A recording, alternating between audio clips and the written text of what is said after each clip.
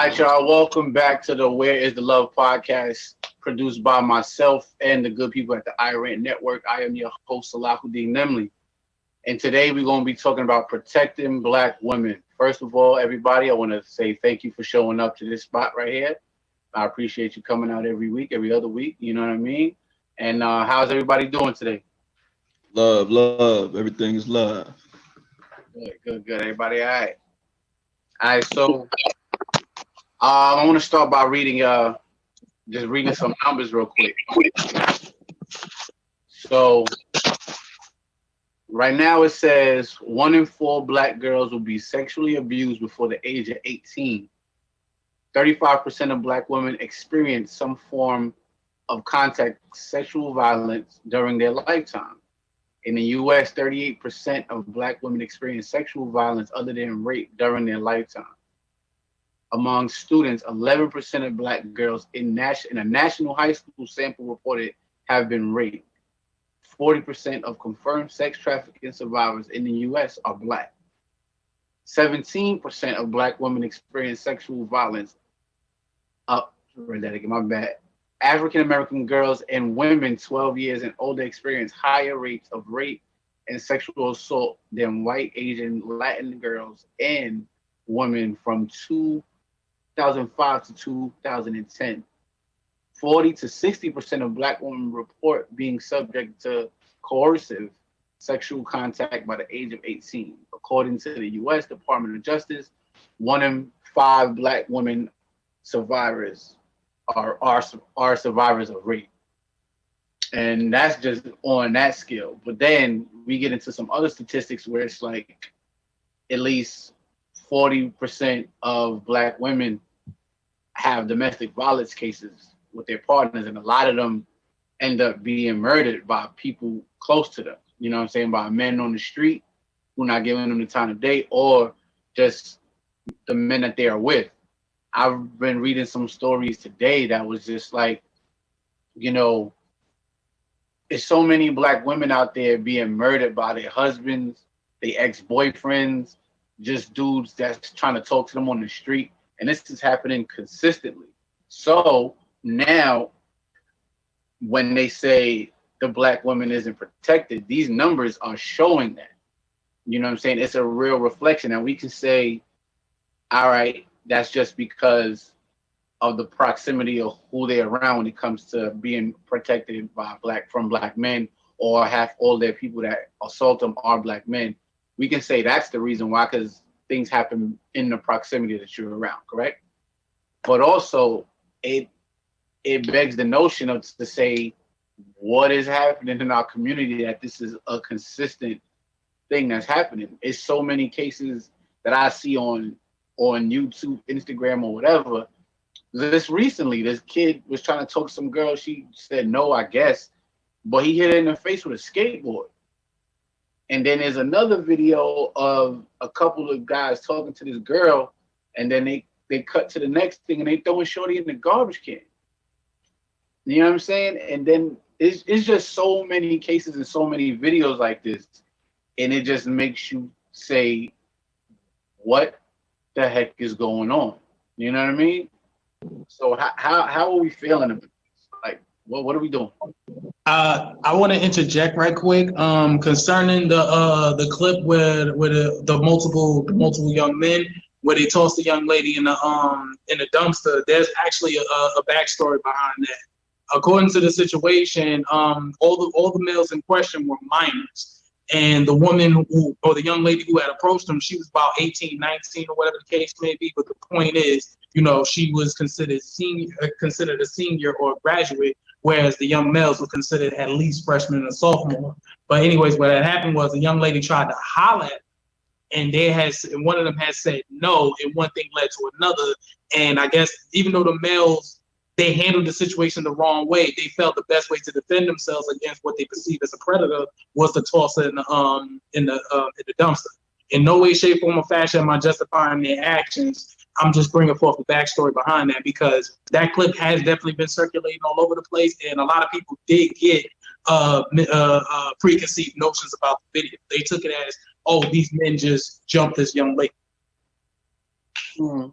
I feel what you're saying. I mean, that's okay. So you got the backstory on that, right? And like you said, Yeah, in no way, shape, form, or fashion am I justifying the actions of the young men. I'm not saying they were right at tossing her into the dumpster. I'm just merely trying to bring context as to the reason why they did that. Because again, this was an older young lady. I guess you could say she considered a grown woman, and the males in question, they were minors. They were at least 15, 16, maybe 17 years old, probably the oldest. But the young lady herself, she was at least 18 or 19. So she's clearly older than these males.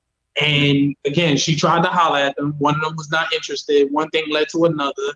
And again, the males felt compelled to defend themselves of what they perceived to be as a female predator. Okay. You think they saw her as a female predator? Was she cute?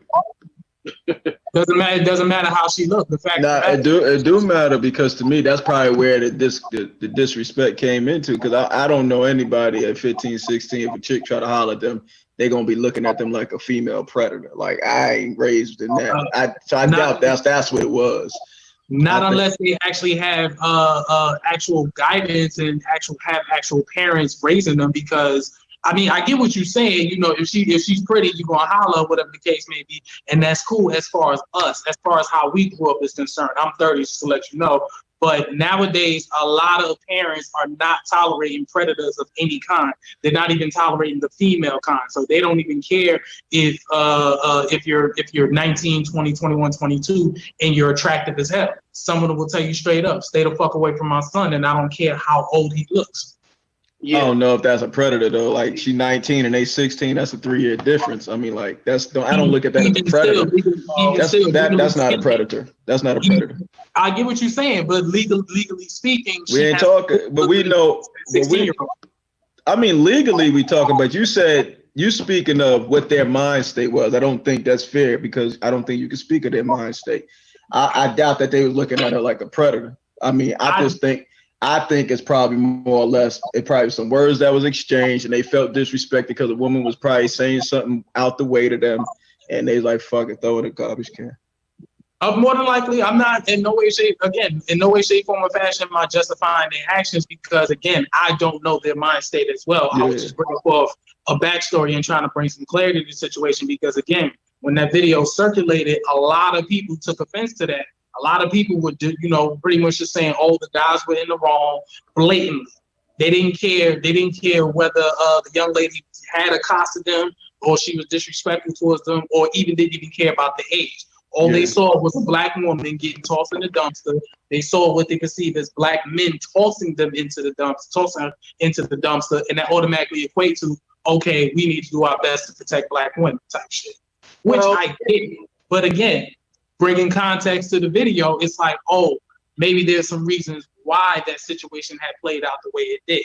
I don't agree with the young men tossing the young lady into the dumpster, but, again, I'm just bringing context to the situation. Because sometimes we got to do our own little bit of research. We sometimes have to really check the facts instead of just going with what social media has done sometimes, which is sensationalize a lot of things. Well, for me, I've been in situations where I've been, quote unquote, disrespected by women or whatever, older, younger, doesn't matter. Never once did it cross my mind to hit this woman, to throw this woman in the dumpster, to push her in front of a bus, whatever it is. It never crossed my mind to lay hands on a woman, period, let alone a black woman. And I've been in situations like, I'm in junior high school, dating my little girlfriend or whatever, and she pulled up on the block on her bike, and we was talking whatever, and then she pulled up mad for whatever reason. I was just like, all right, whatever, cool. So we talking, and she was like, whatever, I'm leaving. I'm like, where you going? Like, just like trying to get her to just speak to me or whatever. And I got my hands on the bike because that's what we was doing already. And I'm talking like, she's just like, yo, get off. I'm like, yo, what is wrong with you? What are you doing? And then she smacked me hard. Like, I looked to the other side and was like, in my head, I'm like, yo, she just hit open palm, smacked me in my face. Wow, crazy. On my block. You know what I'm saying? Like, hard. And I sat there for like 2 seconds and I was just like, you know what? All right. I let go of the bike, walked home. Just never said anything to her again after that. Mm-hmm. Now, some people my mother has said to me, I don't care what happens. If a girl put their hands on you, anybody put their hands on you, you hit them back, right? Agreed. But in my mind, even still, because my father was like, yo, don't put your hands on women. So in my mind, I'm like, yo, I just got disrespected to the highest level. Do I punch this girl in her face now? Do I smack her back? No. I was like, you know what? No matter what, take that L, because either way, it's gonna be like, yo, you wow for just like going at her like that. No, there's ways you could have went. There's good ways you could have went about that. Like, I would have gave her a nice stern shaking. I probably wouldn't have slapped her head off, but she sure as hell would have got shook the fuck up. Like, you can't hit me and think that's like a violation, fam. Like, I don't do all of that hitting shit. Like, we could have it out, talk, but the moment you start putting your hands on somebody, I'm gonna shake the shit out you. Like, you gotta know there's limits to this shit. I admit, growing up, I've had some very dreadful experiences with the opposite sex. I've had women spit on me. I've had women toss stuff at me. Mm-hmm. Well, girls, let me rephrase that, not women, but I've had girls spit on me. I've had girls toss stuff at me. I've had girls do wild, crazy shit to me. And I will admit, in half of those cases, I really did have to defend myself. The young lady who spat on me, I smacked the shit out of her. I'm not gonna lie to you. And a few other young ladies who have tossed stuff at me. One of them tossed a brick at me, and another one in question, I think she tossed a chair. The one who tossed the chair at me, I'm not gonna lie, I had to run up on her right quick. I did not hit her, but I had to run up on her and let her know that's not something that you do. So but brother, I wholeheartedly get where you coming from in terms of not really trying to put your hands on the opposite sex. I feel you on that. However, some girls and now in this case, because we're grown now, some women, they do take it out of context. They actually abuse the fact and really wholeheartedly know for certain that if a man do try to defend themselves, more than likely he's gonna lose his life. If not, he's gonna wind up in the hospital. Even though he was in the right for defending himself. Can I jump in just to add? I don't know if y'all can hear me. Here we go. Okay, great. All right, so it's funny that you said what you say. Yeah, I apologize for no camera right now. It's funny that you said what you said about how your mom was like, if anybody put their hands on you. So my mom always used to say, don't hit first. She was like, let whoever's doing whatever they're doing, do it first, so that way you are the one defending them yourself. But she also then said, if a woman want to act like a man, or if a girl want to act like a boy, you treat her like a boy in terms of putting her hands on me. That's how I grew up. Now, I never, like, outright, okay, I'm going to give you 3 scenarios real quick. Middle school, reaching into a tray of like Rice Krispie treats for a friend of mine. She handed them out. This girl slapped my hand. I was like, what are you doing? Like, so she was like, back up. So I do it again. She slapped my hand again. She was like, back up. I told you. Da-da-da-da. She wasn't the one with the treats. She's just another girl. We cool now. But anyway, so 3rd time she slapped my hand, I grabbed her by the shoulders and I shoved her like 8 feet into the lockers and she fell down. I said, you want to act like a man, I'm going to treat you like a man. I never had a problem with her after that. Right? Of course not. Of course not. Next situation, I had to tee off on my cousin one day when we was younger. She bop, bop, bop. She used to pick on me when I was younger. And then we was on a church bus one day and she tried to hit me with the oo-wop. Right? And then I had some reach at that point. I grew a little bit taller and I grabbed her by the throat, put her in the seat and just held her there. She couldn't breathe, she couldn't move, but she never messed with me after that. We grew closer. Now, fast forward, my ex, whom I've had children with, used to physically punch me in my face while I was asleep, threatened to stab me with scissors, and pretend she was going to harm herself. All of these things were like physical and mental abuse towards me. Most people don't know it because I don't talk about it because I've protected her image for like 20 years. one day I lost my cool. One time I slapped her because she was doing some blatant disrespectful shit to me, and another time I punched her in her leg.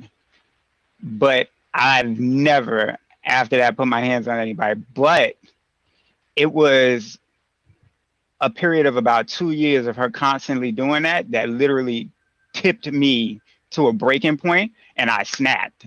So it's difficult sometimes when somebody is constantly putting their hands on you and you're a man, for you to always take it and just be like, nah, I can't hit a woman. I can't touch a woman. I can't put my hands on a woman, because I eventually literally snapped because I got tired of it. Now, granted, that was 2001.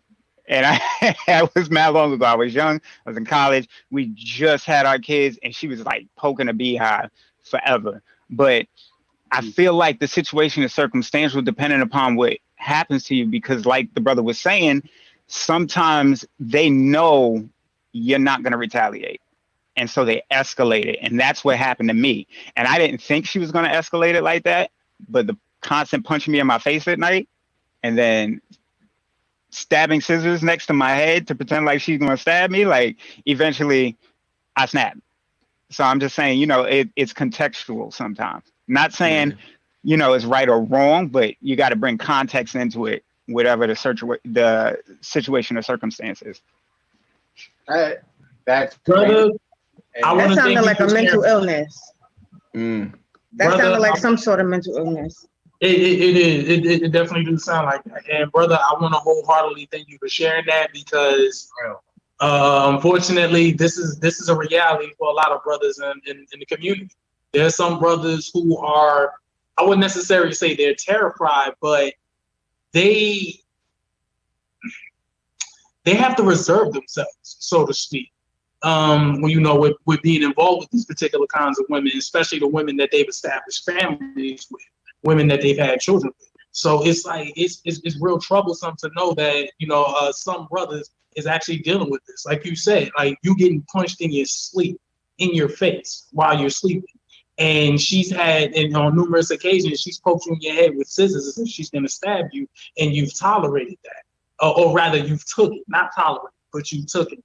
And I really want to thank you for sharing that, because another thing, another reason why I also want to thank you is because a lot of people got this notion that domestic violence only, that only women can be victims of domestic violence. Failing to realize that it's not just women who are victims of domestic violence. It's also men who are victims of domestic violence. And also what people fail to realize is the actual number one victims of domestic violence as far as families is concerned is the children. Why? Because they bear witness to that shit every day. That's a fact.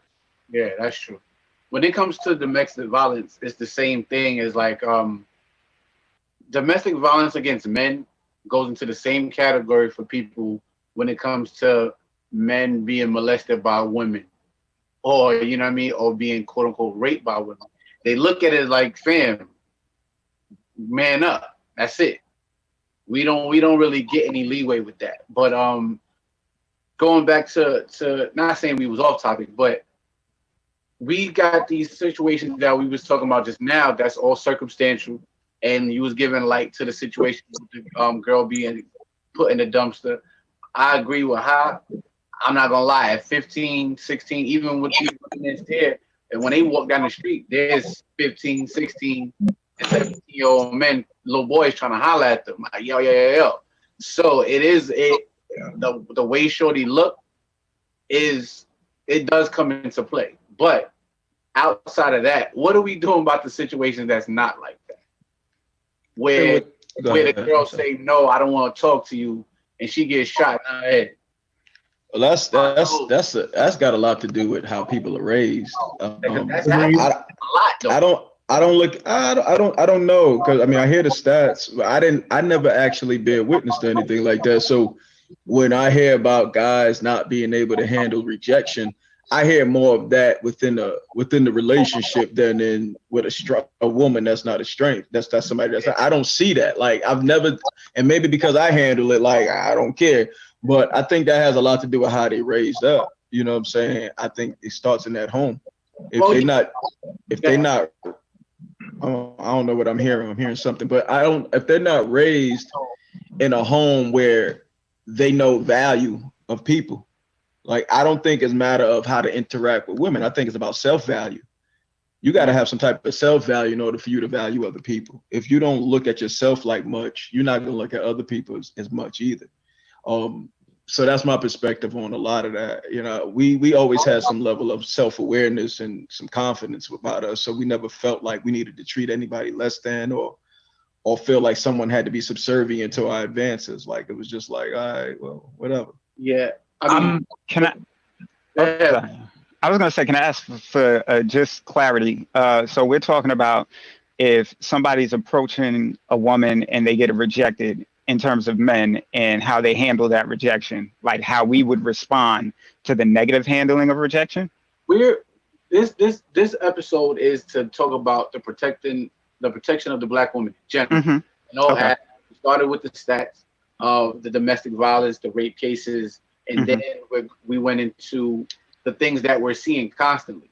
Now, I don't know if it's because you ain't been. I don't know, because you've not been out here, but I know that, like, for instance, on the video I just put out for this, one of the girls on that video, she was at the Labor Day joint, the celebration before Labor Day. Dude tried to holler at her, which they all do, all up and down the strip on Labor Day, Juve, whatever. She was like, nah, decline. Son shot her.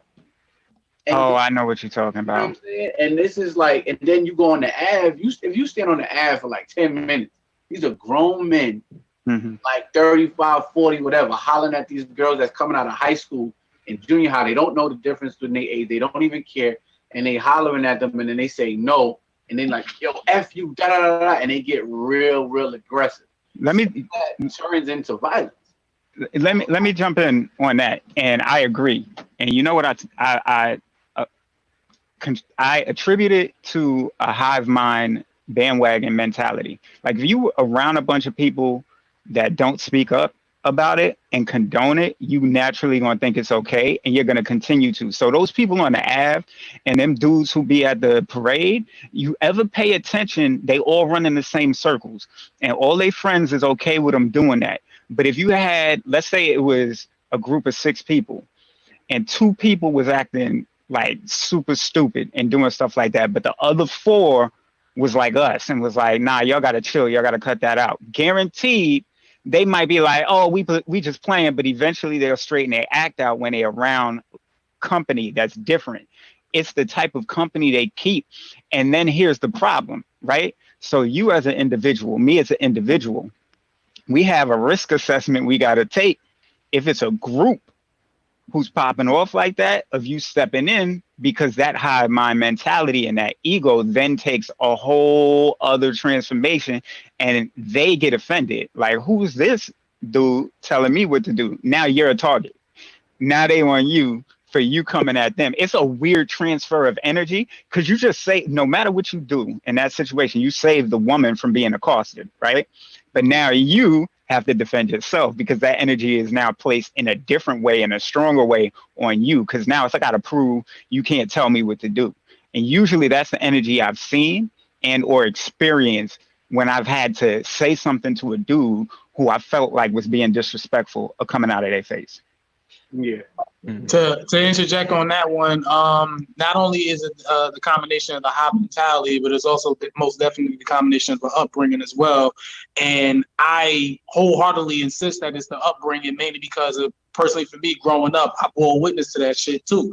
You know, young brothers trying to holler at the sister, it doesn't go their way. You know, oh, it's FBI and all this other stuff. And then come to find out, when you sit down and talk to these cats, they don't even get the necessary amount of the required attention that they should get from the household. Either their moms is doing God knows what, or the father is not present, or even worse, both parents are just, you know, flat out negligent. And the only time that the child actually gets some kind of parental concern or parental love is from that of their aunts, uncles, or grandparents. But yeah, as far as the males is concerned, yeah, I will say, unfortunately, a lot of us have been silenced in the household, And if we don't have any positive male role models around, not even just our fathers, sometimes it doesn't even have to be our fathers. If our uncles who are positive aren't present, if our older male cousins aren't present, if we're not involved with sports or music or any extracurricular activities, and if there's no positive male role models present, then unfortunately the young men is going to be doing some wild, crazy, disrespectful shit, and they're going to be in the action. Not their actions, but their reactions to rejection is just basically a desperate cry for help. It's sad and it's not healthy, but at the end of the day, it's still a desperate cry for help. What do you do for the sisters? I mean, because I think we men been talking about it, but we talking about the protection of women. Like, what would they feel they would want or need? And there's some women in this room, so we definitely would like to hear from you. Yes. At any point now. I was gonna let somebody else talk first. Right, let somebody else go. Cause I don't. What do you? Okay, I'll go. Go ahead, get it. So I mean, it's dealt with every day. Like even with me, and I'm 30, I still deal with it. Like it's just sometimes you try to reason with it. Like okay, maybe he was in a household like this, or whatever. But in that moment, you don't. And a lot of females aren't like me. They're not aggressive. So they can't battle back and forth with the dude. You know what I'm saying? So if I'm walking down the street and a dude try to talk to me and I'm like, no, thank you. Then he gets aggressive. Me, I'm with it. I want all the smoke. Yeah. A lot of females are like that. You know what I'm saying? So it's like, but so it's like you see and they'll just look and they'll just dismiss it. Oh, they just arguing, they doing this. And at that point, you do feel like, damn, nobody got my back. Like, you clearly see what's going on. You're not going to tell him, oh, yo, relax. Even the people you with or something like, yeah, you don't want to get involved in other people's stuff. But it's like, as a female, you don't want to feel cornered. Yeah. You don't want to feel like, oh, okay, nobody has my back. Nobody's going to look out for me. Because if he smacked the shit out of me right now, I'm just going to be smacked. Like, no one's going to stop him. No one's going to talk to him. No one's going to pull him away. No one's going to pretend like they with me. None of that. So it's hard for us to say for me, it's hard to say what can be done because over the years, I learned to adjust and how to handle it myself. Mm. Well, so it's like, I can't say, oh, I'd rather the male do this. Cause it's like, now I'm at a point where it's like, I don't even need it. Like if they want the smoke, they want the smoke. Like it's whatever. Like some females adjust to doing it themselves. And it's like having this forum to talk about it. It's like, maybe we can see what can happen. Like what can, because at this point, I'm just like, ain't nothing can happen. No. Something definitely can happen and something will happen. It's just types of conversations and types of understanding that we can have need to be not just over here. You know what I mean? They need to be in different areas. They need to be expanded upon. Now, I've been in like 3 situations like this because I ride the train at like 2:30 in the morning, and I've seen everything. I've seen so much. Like I was on the train one time, and I always got my headphones and I'm bopping. But when I see, I'm always aware of my surroundings. So when I see something that look a little funny, I turn my music off or turn whatever I'm watching off just to pay attention to see what's going on. So I see dude and he look like he arguing with his girl. He all up on her like, yeah, like talking to her or whatever. And she's sitting there with the sad face. I'm like, hold on, let me turn this off. Because if I don't know what's about to happen. You know what I mean? So he's just talking mad crazy to like, yo, I'll kill you on this train and da-da-da-da-da. And telling her like, yo, I'll kill you right now. And I'll kill everybody on here too if they try to step in. Da-da-da-da-da. And I'm just like, yeah. And I'm just sitting there like, I just peeping the situation to see what's really about to happen. Because I'm not going to let this woman down this train. But then he moved his seat and then she started talking crazy to him. So I'm like, all right. Like, that's one of those. I'm like, all right, this is y'all every day, I guess, because that's what this is. And then another situation on the train, dude was talking wild crazy to this girl, and she just had the head down, whatever. and he's just telling her, he's like, yo, you a bum, this, talking her crazy. I'm like, what is happening? Come to find out, he was putting all this work with her, talking to her, getting her a job, trying to do all this stuff with her, and she cheated on him, like recently. So he was tight at that, and he was like, yo, I'm not even going, and I'm like, bro, please. He starts standing up, pacing. I'm like, oh my God, please do not hit this woman on this train. But then he got up and just left the cart. And he was like, I'm not even going to do it because I know my worth and that. And then he just left the train. He was super mad though. So it's like certain situations, it's kind of murkers in those situations. I'm like, my heart pumping. I'm like, oh my God, what's about to happen? I don't know if she gonna wild out. Do I step in? Do I not step in and just let it happen? How would I feel about that? Recently, going to the store, there's this guy that used to come into Walgreens all the time, stealing. His name is Greg.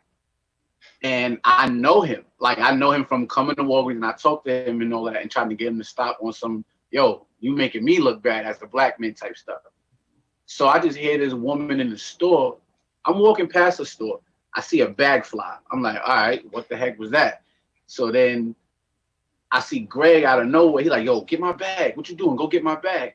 And then the girl is in the store, some girl in the store, screaming her head off, like, no. I'm like, yo, what the heck is going on? So he walked in the store. I hear more screaming. I stop.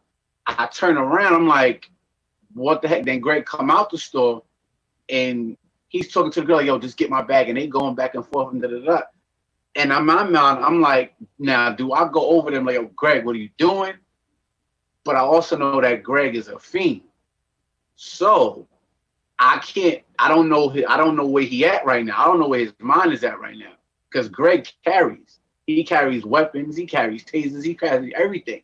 So now I'm like, do I step up to Greg and be like, yo, chill, and risk him not being in his right mind and him back out on me? Or do I just keep walking? You know what I'm saying? I ended up I just kept walking. I'm like, yo, my wife hungry, let me go to the store and not get caught up in no nonsense. I got a kid at the crib. I come back, Shorty's in Greg's face now. I don't know if it was a long screwdriver or a knife, but she was in his face with that. So I'm like, yo, what is going on? And these are the types of things that we got to understand. Like, we can't just be jumping out the window like that. As much as we would like to, we can't. It's like certain situations you feel helpless. Like, I don't want to say we can't and it's impossible, but it's just a weird ground right now. It's a period in general. Can I throw something in real quick? Oh, go ahead, brother. So somebody had wrote a post and it said, if you see a woman being beaten by a nigga and she not asking for help, do you help and how? Like, this is literally today. And I was like, interesting. Let me see what people write. This woman wrote, this one sucks. I've been the woman in the situation, and half the time someone stepping in meant I'm going to be in way more danger later. She could be with this man and not have the resources to leave him, or any other number of obstacles that would mean he could find and hurt her again and punish her for letting someone else interfere.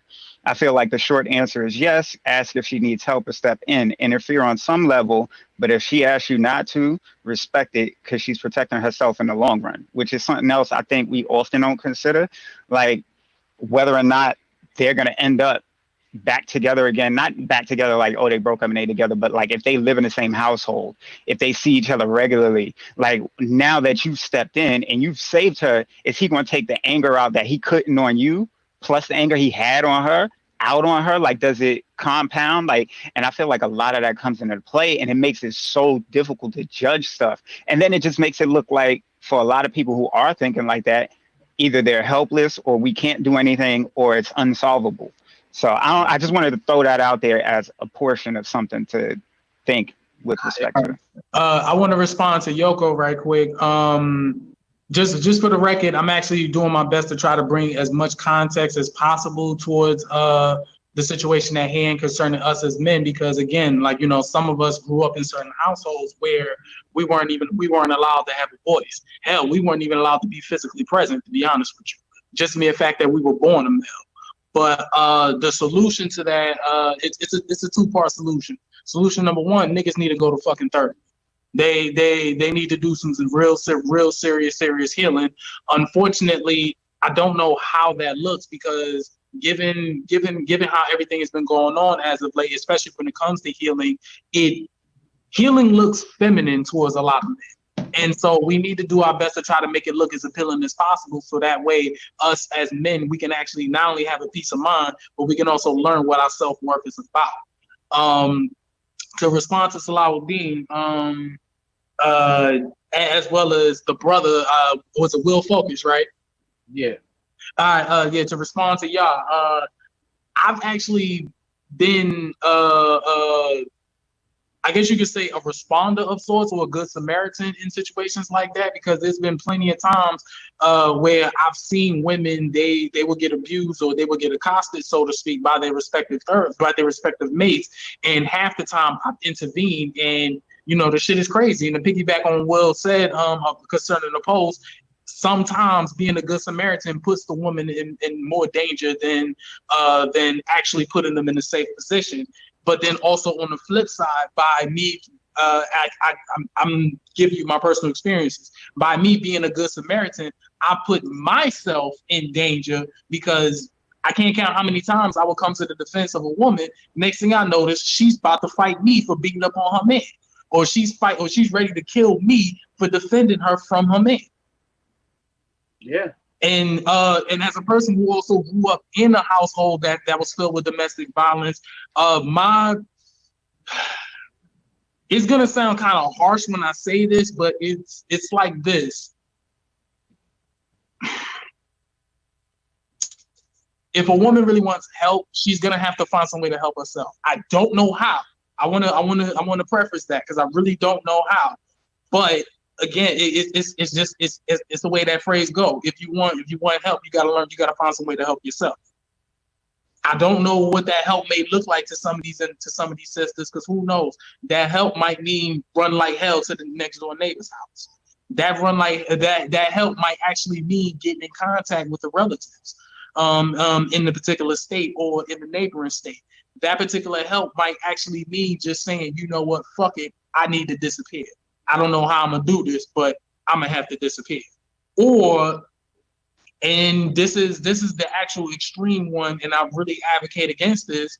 Help might actually mean you might have to fight and take out your abuser. Yes. In that situation, I've definitely been in I might have to take out my abuser, but then I had to look at 2 kids that I know I would have left by themselves and put in the system. So I have a family members that would have handled that perfectly for me, but I know it would have ended up them taking out my abuser, and then we all going to jail, because they don't care. But I feel what you're saying, like you have to look out for help for yourself. You have to try to get away and do it on your own. A lot of them don't have that clear mind of where to go and how to go. I mean, if you're getting beat on day after day after day, whatever, or getting picked or antagonized for whatever, it's like, I don't even know what to do. Let me just make sure I do this right so I don't get into an argument today. I just want to be calm today. Yoko, hey boo, I get what you were saying about you want all the smoke, but I don't want no smoke. Listen, I'm 35. I ain't trying to be outside fighting with no dudes. I'm over all of that. When I left working in the environment I worked in before I got where I met y'all and working whatever, I worked around guys that just came home from jail. They came home, they were in the shelter, whether on medication or anything. They just seemed off. Some of them had problems.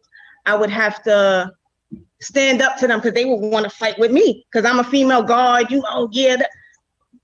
used to have to carry whatever I had on me. So it built, after years of doing that, it built up me being aggressive. So when I met Salah, I know you seen how aggressive I was. Like, yo, I'm institutionalized. I'm ready for all of it. I wanted all the smoke.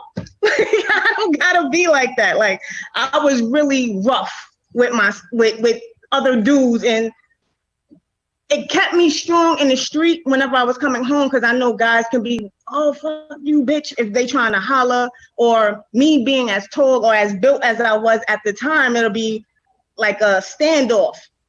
If you're trying to talk to me and I'm rejecting you, you want to fight or something, like, I would be with it. I maced somebody in the street one time, like, come for me. And it was over. It was, bitch.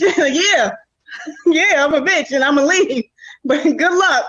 I had those days, like I had those rough days. But the fact that I had to build a strong, aggressive, like persona to deal with men outside in the street, especially my own, that somebody that looked like me, that looked like that could be my son, my brother, my uncle, whatever. It's like, damn, like I gotta feel like I'm going to war every time I'm going outside. Make sure I look a certain way. If I look a certain way, I gotta carry at least this taser, this mace, and maybe some of these knuckles. But then when I got that damn job, it was hard trying to come through. I had to make sure I had it in my pocket. I couldn't wear it in my bag because if y'all would have caught my bag, it's like I almost, and this is what my life is gonna be soon. I'm gonna move to a state where I'm gonna have open carry because I'm definitely getting a gun, and it's gonna get to a stage. I'm gonna be 40, 45. 40. I'm not fighting with no grown men that want to curse me out or disrespect me in the street. I'm shooting first. I'm not asking any questions. And that's how defensive I gotta be. That's where the mind state is going with some of these women. You gotta defend yourself. It's either gonna be me or it's gonna be you. And it's not gonna be me. It's not. I'm coming home with my kids. Sister Teresa, I wholeheartedly get where you're coming from. I just want to also state, like, the suggestions that I gave, it's merely just that, suggestions, because quite frankly, I don't have all the answers. And like I said, even though I grew up in a domestic, in a household that was filled with domestic violence, I'm just bringing forth the solutions that I even thought of as a kid while I'm sitting and I'm being witness to this. I'd be like, yo, why don't moms just douse this shit with sleeping pills? Like, why don't my mother run to the nearest neighbor? And I say this because this is also during the time where, and I also felt it too, the community mindset was slowly but surely leaving. And I mean that too, because like this is like around between 97 to about 99. I still remember knocking on my next door neighbor asking to borrow two eggs, asking for a cup of sugar, shit like that. But yeah, I just say all that to say, like, I'm just bringing forth these suggestions, but at the end of the day, I don't know. I don't have all the answers, and I don't know what help would look like to these sisters. But again, if you really want to get out that situation, you got to help yourself. I don't know what that help is going to look like to them, but you got to figure it out. Can I clarify something? Like, when I say I'm ready for this book, I already know I have my daughter, and that's my number one priority. I'm not going out there just ready to fight. Like, I'm not. But my thing is, I can't really talk too much on this type of protection because, like I said, I feel like I already have it handled. But it's just, if you're talking to me or if you disrespect me, I'm ready for it. You know what I'm saying? Like, I'm not going to be that female that's just sitting there like, all right, cool. Maybe for the first 5 minutes, I'll let you blow off steam or whatever if this is a situation where I don't know you. But, like, for instance, Sal, I think you saw my status. I'm like, yo, it's 6 o'clock in the morning and I got to curse somebody out. Like, I'm getting ready to go to work. I'm on the train. I'm getting on that Utica. So I see the dude sitting over there, social distancing, leave it alone. I'm like, let me just sit way over here, like way over here. So I'm sitting here. He gets up and he walks towards me. So now we sitting on the seat. His back is towards me, back to back. First of all, you already know, social distancing. Why are you that close to me? I don't like that. Right. So I already feel some type of way. Like, all right, I'm a whatever.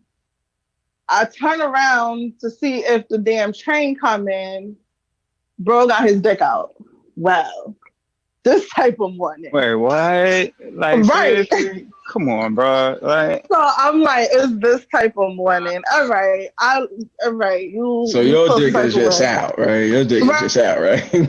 You just got your dick out on the train. All right, cool. Right. So I walk away because I don't got time for that. Whatever you feel you want to do. What pissed me off was, as I'm walking away, I hear fat bitch. So me and my ponytail swirled all the way around. Like, who the fuck is you talking to? Like, you sitting here being a pervert. Like, you know what I'm saying? Then you have the nerve to want to disrespect me out loud. Like, you're not even discreet with your shit. Like, you know what I'm saying? It's not like you could be talking to anybody. because clearly it's just me and you and another female who's like feet away, but she not even nowhere near the situation. So what are you doing? So I have to curse you out for being a pervert and being disrespectful. Like, come on, like, but then it's like, I can't expect nobody to jump in because I wouldn't. Listen, he would have been coughing, sneezing, choking, rubbing his eyes with his dick out in my presence. Bro, you wouldn't even have the Rona. He would have been like, because I would have maced him so down. I would have never stopped spraying. I don't have my pepper spray no more. When I had my pepper spray and I had my mace, that happened before, like years ago. I did that shit in Brownsville when that happened to me before. But it's just, and it's sad to say I have more than one story like that. That's crazy to me. But we all do. And that's the problem. That's why we here. We all have that same story. Motherfuckers pull that shit right out in the train. Like, son. Especially around the time like we come to work, like we got to be to work at 4:00 in the morning. We on the train from any time when it was running from 1 o'clock to 3 o'clock in the morning. This is when it happened the most. But it's like I said, I can't expect anybody to jump in because, to be honest with you, I don't know what situation you got going on. So if I'm getting into it with some guy and some man passed by, like in my mind, I'm like, damn, I wish he can help. But at the same time, I don't know what family he got. I don't know who he go home to. I can't ask for someone that don't know me to protect me.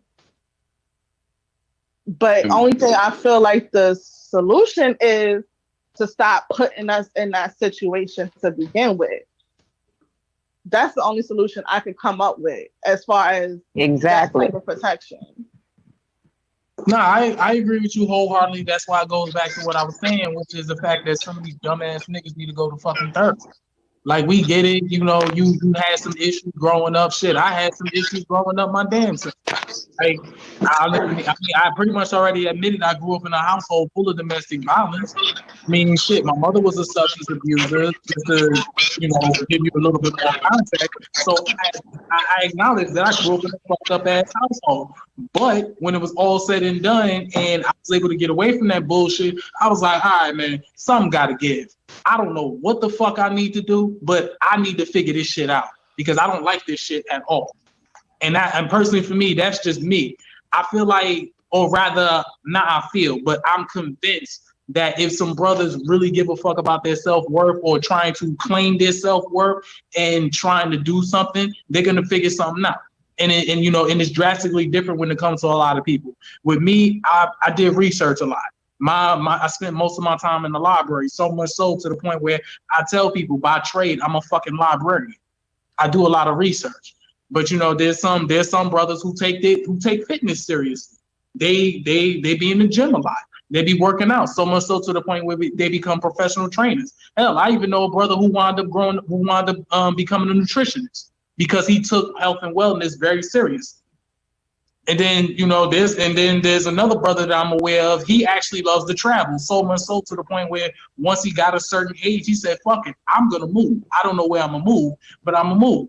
This man moved to Texas. This man went to California. This man went to Arizona. This man went to fucking Florida. And when I was recently in contact with him, he got involved with stocks and bonds and finances so much so to the point where now he can actually finance his travels instead of waiting about a year or two before he can do that. But yeah, I just say all that to say, like, as men or as young brothers stepping into their own to become men, eventually you're gonna have to figure it out. And you know, and it's unfortunate that our parents don't have the answers for us. It's unfortunate that sometimes we don't have proper male guidance. Some of us don't even get the male guidance until we're in our 20s. Real shit. So we got to figure it out. And as far as the sisters is concerned, try. And I emphasize that. I put an asterisk next to it because some sisters don't have it, but try to have a little patience. Well, my mother-in-law, she works for ACS. And we was talking about that one day about domestic violence and everything. And there's people who she's helped and gave them the resources and everything. Like, this woman goes out her way to help everyone. Kids, If the man is having a problem with the baby, everybody, nobody's exempt.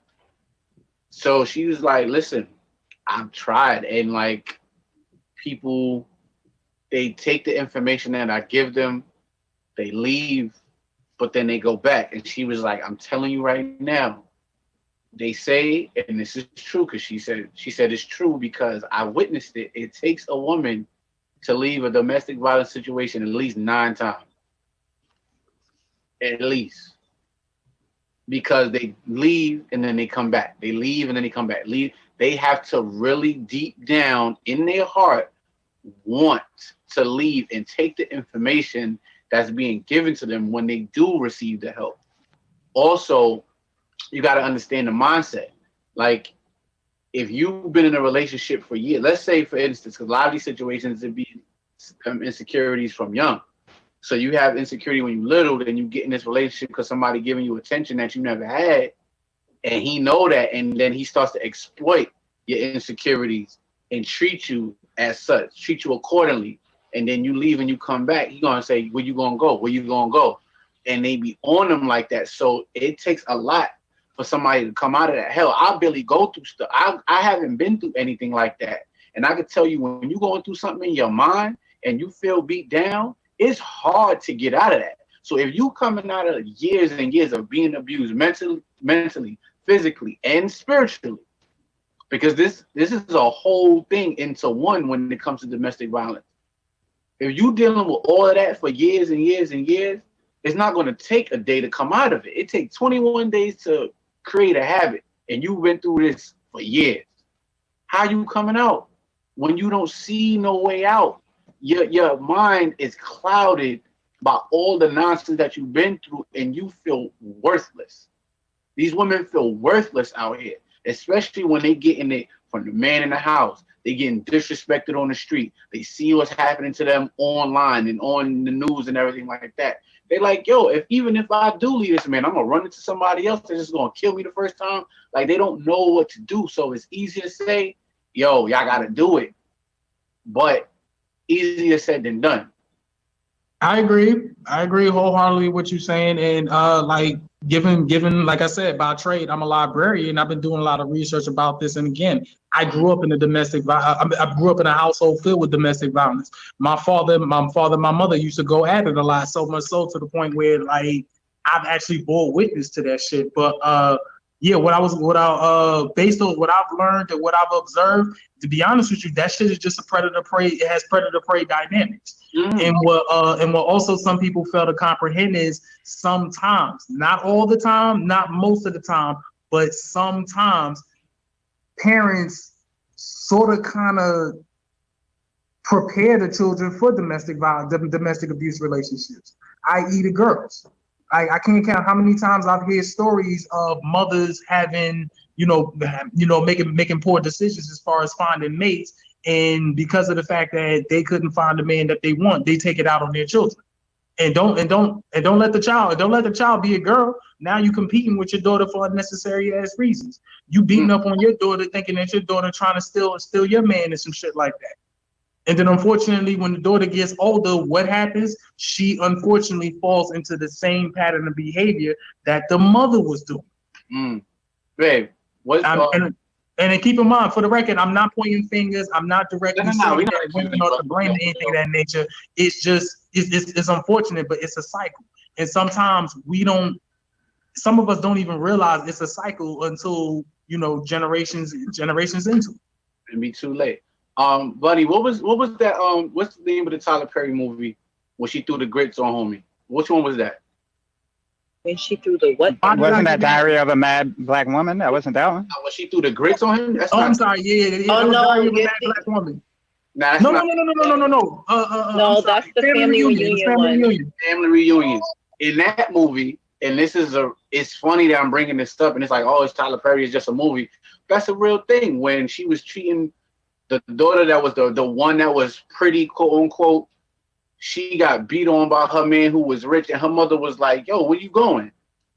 You know what I mean? Like, so what? You know what I'm saying? And then her other sister was going at it with the moms, and when she was little, the moms, because the boyfriend was about to leave her, dolled her up like a grown woman and sprayed perfume on her and all of that and gave her to the man because he was going to leave. That's a real thing. I know it's like, oh, wow, it's crazy for them to be talking about it and be talking about Tyler Perry, but that's not a fake situation. That don't just come from nowhere. That don't come out of the thin air. That's a real situation that actually happens. So like you say, sometimes they get prepared for those type of things. But babe, you got something to say? You look like you've been wanting to say something for a long time. Yeah, but it's been a little busy, so I just stay back. No, I just taking back to the initial question was what can be done in situations like this, and I just want to just put out there it's two entirely different protecting of Black women situations that are being brought up. There's domestic violence and then everything else, harassment, if you will. Domestic violence is mad tricky, and like you said, mom has been like the main example for us, saying that she sees firsthand domestic violence is so tricky, and sometimes you can't get involved. And yeah, sometimes the woman has to ask for the help for you to step in and help when it's domestic violence.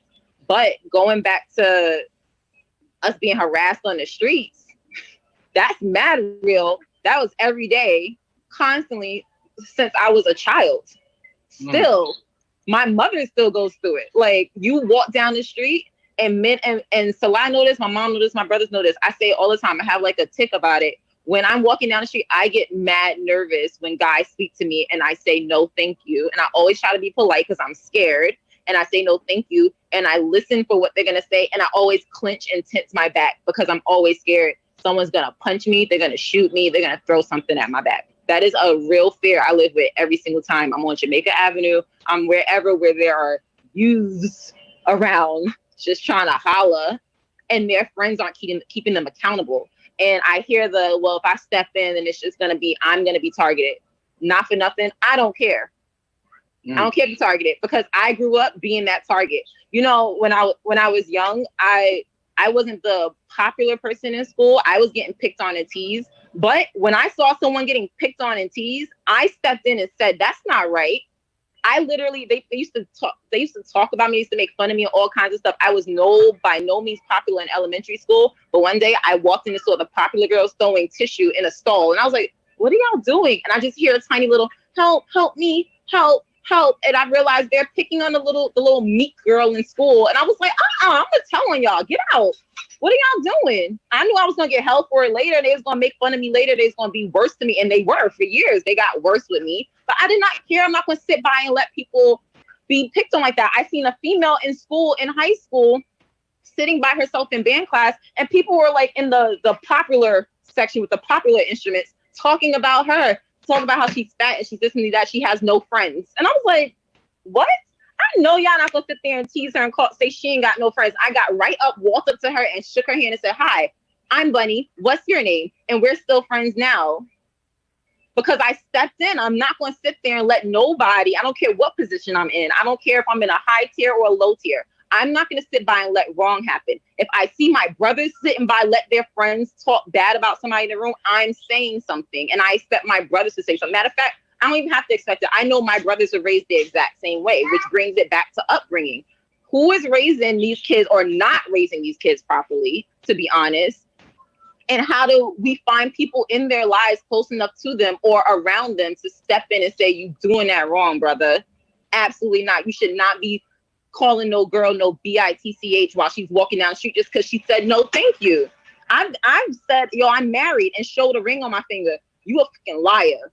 Yo, you bitch. Like all of that because I said I got a ring on my finger. I've been on the phone with my mom and saying, excuse me, I'm on the phone with my mom. You ain't on the fucking phone. You dumb. Y'all mad insecure inside. Y'all don't know how to deal with rejection and you're lashing out. Therapy is very right. They need therapy. They need a little bit of Jesus or whoever they want to believe in. They need a little bit of that too. Whoever they want to pray to, they need to reflect and they need better friends. They need better people around them. You are your surroundings. Thank you, mommy. Mommy said accountability. You cannot have people around you that promote the same stupidity that you keep going because that's how you end up not doing better. That's like me being an entrepreneur and hanging out with a bunch of people who don't have no goals or drive of their own. I've seen that time and time again. Friends talking, like people I know saying, "Oh, my friends think I'm dumb because I'm trying to better myself at business, at my own business." They like, no, you should just go to school and get a regular job for somebody else because they don't think like you. So that's not gonna work. That's not how that works. You need like-minded people around you. So if you hanging around somebody who you see is doing something stupid and talking to girls out the side of their face, you need to be that friend and do something better about that. Change them up. No, baby, back up. JJ, back up. Thank you. I love you. Back it on up. I know. Just okay. And I'm gonna raise JJ to be the same type of guy. I'm back. It's gonna be the same type of upbringing. He's gonna be raised to not talk out his mouth and make a woman feel insecure and unsafe in the street. And he's also gonna be raised to tell his friends, don't be letting no woman feel insecure and unsafe in these streets. And if he sees somebody else doing it, have the courage to say something. That's all it is. Speak up. Does he also have male guidance too? Positive male guidance, I mean? Yeah, that's me. All right, cool. There we go. That's me and my whole family, but we gonna raise him right, and he gonna be raised to know how to use his hands too. That's the thing. It's not a lot of positive male influence. When y'all say who's raising these kids, the ones that's raising these kids is the one that's cursing everybody out. That's the ones that's raising these kids. Like a lot of our programs for the younger kids are gone. We don't have any PAL. We don't have the community centers in NYCHA anymore. We don't have that anymore. When I was younger, it was mad programs, dance academies, and all kinds of stuff. Once that got clipped, it was like these kids was in the streets learning how to interact and do certain things on their own because they didn't have it at home already. But whoever they saw at some of these programs, so the people that they saw at some of these programs, they emulated them. Like, oh, brother Richard, and he worked here with me, and he was cool. He helped me with my homework, and he brought his son over, or whatever. They don't have that anymore. So a lot of these kids is on their own. Like them. Oh, it's sad, but remember all the boys that jumped that one little girl because she said F Pop Smoke? These is young boys at that who jumped a little girl. 15 of them. 15 people who has two mothers, a mother and a father, all of them have mother and father. 15 boys jump one girl. So all 15 of them boys were raised terribly. So all their parents, because my son would, I don't care, I'm gonna stand firm with that. My son could never, ever. He wouldn't be alive after that. I wouldn't even know that man. And I would have coincided with what Sister Bunny said about accountability. Like, honestly speaking, at this point in time, as Black people, particularly Black parents, y'all have no choice but to hold yourselves accountable at this point in time. And I say this because it goes back to what Sister Teresa said. A lot of the programs, a lot of the resources that we had in the community, that's been taken out. So it's like now, unfortunately, as parents, y'all gonna have to step it up. And from based off my observation of what I've seen, unfortunately, a lot of men and women are having children with each other and they don't like each other. And it will make it even worse. They don't even like their own children. So here it is. You got with the man for all the wrong reasons, or you got with the woman for all the wrong reasons. Then you have this child, you establish a family, and now because of the fact that you don't like the mother of your child, or you don't like the father of your child, i.e., baby mother, baby father, and all the other bullshit ass titles, now you pouring your dislike onto the child, and then you got the nerve to get mad and wonder why your child turned out the way they are. We have to hold ourselves accountable. True. That's why, honestly speaking, I'm glad I'm not a father yet. And I'm not saying it in the sense that I'm going to pour some negativity onto my child. It's just I see the way that people act nowadays. Like, it's so much so to the point where I don't have the time. I'll be nervous in terms of approaching a woman who looks physically enticing to me. Because, yeah, she may look good, but I wonder what's her mind is like. I wonder if her soul is in dog shit. Get it. I think what he said was real, to be wary and cautious in approaching creating children, because that comes with teaching them how to be the right individuals. And if you don't have the time or just you're creating them for the wrong reasons, which is you may be lonely and you want to create something that will love you unconditionally. A lot of females do that, and then they trap, themselves in kind of, forceful relationships, as in, oh, this is my body, I want the baby, so I don't really care about what he says, so I'm gonna have it. And then later on, when you realize you're not financially stable, or maybe you're stressed out, or you don't have as much help as you thought, then you want to try to put him on child support when he was very honest with you and saying that he didn't want a child right now. So I think moving carefully and cautiously, as I think of the same thing. I had this conversation with my mate, and I was like, if you're struggling to fend for your children right now, and we're trying to raise them right now, why would we add another one? Just because? It doesn't make sense to me. And I think about, even now, I have like a crazy list. I have it somewhere of just things that I was never taught as a child that I would want to teach to my children, just kind of as I'm just going throughout the day or whatever. And one that really stood out to me was, if I had a son, or guess what, even younger cousins, even my godsons or whatever, teaching them no means no, teaching them, what rape culture is, and also, different things, even teenagers and 20 somethings. Let's say you're in a relationship with someone. I had to have this conversation with my boyfriend, and I'm like, I'm in the mood and you're not in the mood. And you tell me no, and I feel rejected. It shouldn't be like that. Or let's say he wants to engage with me and I'm not feeling it and he gets mad. That's not how it should be.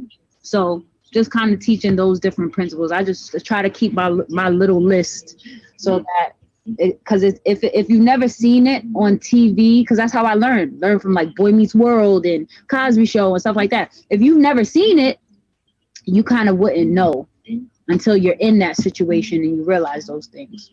So right. Yeah. One other thing I also wanted to point out too. Thank you for bringing up the whole importance of consent too. Many of us seem to lack the sense to comprehend that we actually get to choose who we want to have children with. I do not stress that enough. We get to choose who we want to have children with. Like, if you, like example, as a man, if you've been observing this young lady that you've been so-called interested in, and yeah, the sex is good, but if you see how she carries herself, you see how she speaks, you're familiar with her mindset, you familiar with her vibes. Why the fuck would you run up in her raw? And as a woman, if you see this man, and again, the dick is good. He's getting up in your guts real well, but he's not carrying himself appropriately. The man doesn't have a job. He can't hold a job for shit. He don't know how to carry himself. He doesn't really know how to speak well, and he damn sure don't know how to speak well to you. Why the fuck would you let him get on top of you? Like, sometimes you really gotta sit here and you gotta think about this stuff. And I'm not trying to sound harsh when I say it, but sometimes the truth is ugly, and the truth needs to be told. That's also why my black ass is celibate. I just don't have the patience for bullshit. I want to speak on that because I hear a lot of people saying that, and it's just, yeah, sometimes that is the situation, but what's not spoken about is the situations where you do spend time in a relationship with this person. You do get to know this person, and as soon as the baby comes, boom, totally different person. Do you really think that somebody could do like a full 360? Yes. Absolutely. I'm not convinced of that, but change my mind. I feel like a person can, both negatively and positively. And I say that because I did. I did. And the reason why I say that is because, to be honest with you, before I had my daughter, I didn't want to have kids. So let's just put that out there. I didn't want to have kids. So I didn't act in a way that I should be looked at like, oh, she's going to be a good mother. Once I had my child, that changed. So I feel like you can change. You can change from bad to good, good to bad. But with every life event that you have, it changes you. No one stays the same all the years of their life, whether you're changing for the good, changing for the bad. So many people say, oh, well, you knew this person. Sometimes you really don't know this person. Sometimes you don't, because they are a totally different person. I could meet you and you could be this caring person, this fun person, this, you speak to me well, you respect me, but something happens in your life and it switches. So when people say that, it's just like, from experience with me, it's like, you look at it that way. Why don't you look at it from a way of, maybe someone did put the time in to get to know this person, and maybe it just didn't work out, or maybe something happened to alter that person's perspective on life and change them to the point where they're unrecognizable at this point. So just because two people have kids together don't mean it always started off, oh, they just wanted to have sex, oh, they didn't even get a chance to know each other. Because you can spend years of your life trying to get to know somebody or thinking you know somebody, and boom, it's a whole different person, whole nother life. Like, it's documented. You've seen things like this. There's people that's been married for years and the man or the woman have a whole different freaking life. So we can't just sit there and try to blame it on people being ignorant or saying no one's putting the time in, because there are situations, more than people want to believe, that people do get in relationships, people do get to know this person. And to be honest, having a baby do change a person, whether it's bad or good. Can I jump in? Oh, yeah. I'll let you go. Okay. All right. So I have 3 kids, right? Some of y'all already heard my story with my ex earlier. And my kids are old, so we have a history of nonsense that has happened between us. Before we had kids, we were best friends. I loved being around her. It was cool. However, the reason, and I hear what you're saying, Yoko, right? You're like, some people change. I staunchly disagree. And I'll tell you why. I disagree in the fact that, I mean, they do change. Kids can change people. I agree with that. But it depends on what your priorities may have been prior to having the kids. Now, it can either skyrocket you in a positive direction or skyrocket you in a negative direction, depending on who the parents are, right? Now, with the situation that I've seen, because the majority of my friends are women, and including my situation with my ex, when I met her, she was talking to a friend of mine. And I'll never forget, I saw her on 3 different instances on campus when I was in college. And every time I was like, yo, what's wrong with this girl? What's wrong with this girl? And I ended up having kids with her. I'll never forget. There was one time she was walking down the street with my friend when they were talking. This is before she and I started talking, long before. And a girl passed him. This girl spoke to him. He stopped. He said hi, talked to her for literally 3 seconds. I was there. I saw it happen. She looked at him, got an attitude, and stormed off in the opposite direction, angry. And I was like, yo, what is wrong with Shorty? I was like, yo, I could never talk to somebody like that. The next year, I had twins with her. What I'm saying to you is she showed her true colors, right? Even my friend, when he found out we had slept together the first time, he was like, yo, one time and let that be it. I was like, nah, I'm gonna be good. It's whatever. A lot of people don't take these warning signs that are there, right? It's there. We see the good that's happening and ignore the stuff in between that the good is masking. Like, that good stuff is a really, really good mask because we want it to be good. So we always see the positive before anything else, which is why people quote unquote waste their time in relationships. I wasted mad time because I was ignoring stuff. Then I have situations where I've given, I don't know if other guys in the group have women friends, and they'll hit you up and they'll ask you for advice, and they'll tell you about a relationship that some dude they dealing with, and you'll be like, nah, dude is such and such, or this is what's happening, I'm telling you, so be careful. And you don't want to tell them like, don't do something, but you be like, look, this is what he's doing, be wary. And then they be like, okay. And then they calling you within a week, complaining about whatever it was you warned them about being true because they didn't listen. Or you see them with a new dude and they posting mad pictures up and you warned them about the dude, and then a week or a month later, there are no more pictures of them with the dude on Facebook or IG. All of a sudden, it's a completely different life. It's like sometimes it is blatantly ignored when we warn, or when we want to see the good so much in people. I guarantee you, everybody in here has at least one or two situations where they ignored some signs, and they could think back and be like, damn, you know, just listen to myself, or paid attention in the beginning when that person was constantly, I don't know, digging in their toes and sniffing their fingers, like some simple, like retarded stuff. Like it could have been really, Bunny. That's what you're gonna do, sniff JJ feet. Anyway, it could have been anything. But what I'm saying is, like, the signs be there, but we are so quick. We're positive people at the end of the day. We love to love. We love to look at the good in things, so we ignore all the negative. And we're all guilty of it. I don't think there's any one person in here who could say they're not. And usually that's the case. That's just my opinion, obviously. But I just wanted to touch on that, Yoko. Nah, I respect your opinion. I'm sorry if I cut somebody off. I respect your opinion, but I feel like we're talking about two different situations.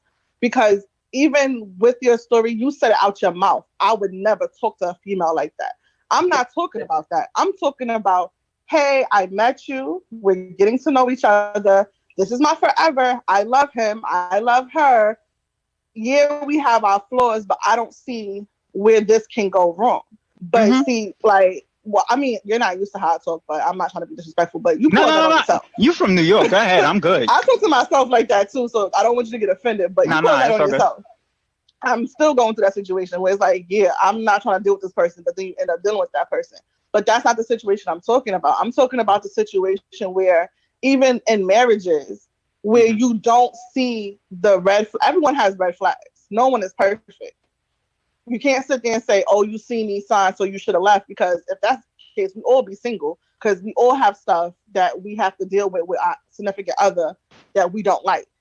But what I'm saying is the situations where you get to know this person, you accept them, flaws and all, it's not that bad. It's not, oh, okay, we not in a domestic violence situation. Everything's good.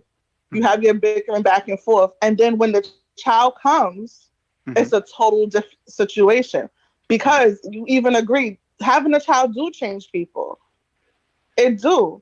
But we can't always suggest that people just going around humping on each other and not getting into these, because there are situations, and it is kind of disrespectful for people that have took that time or do feel like the person on them changed to be put in that category. Like, damn, I'm not like that, so why am I being looked at like that? Because I have a children does things. I'm gonna tell you something. Children does, and just does anything. If you can have best friends, right?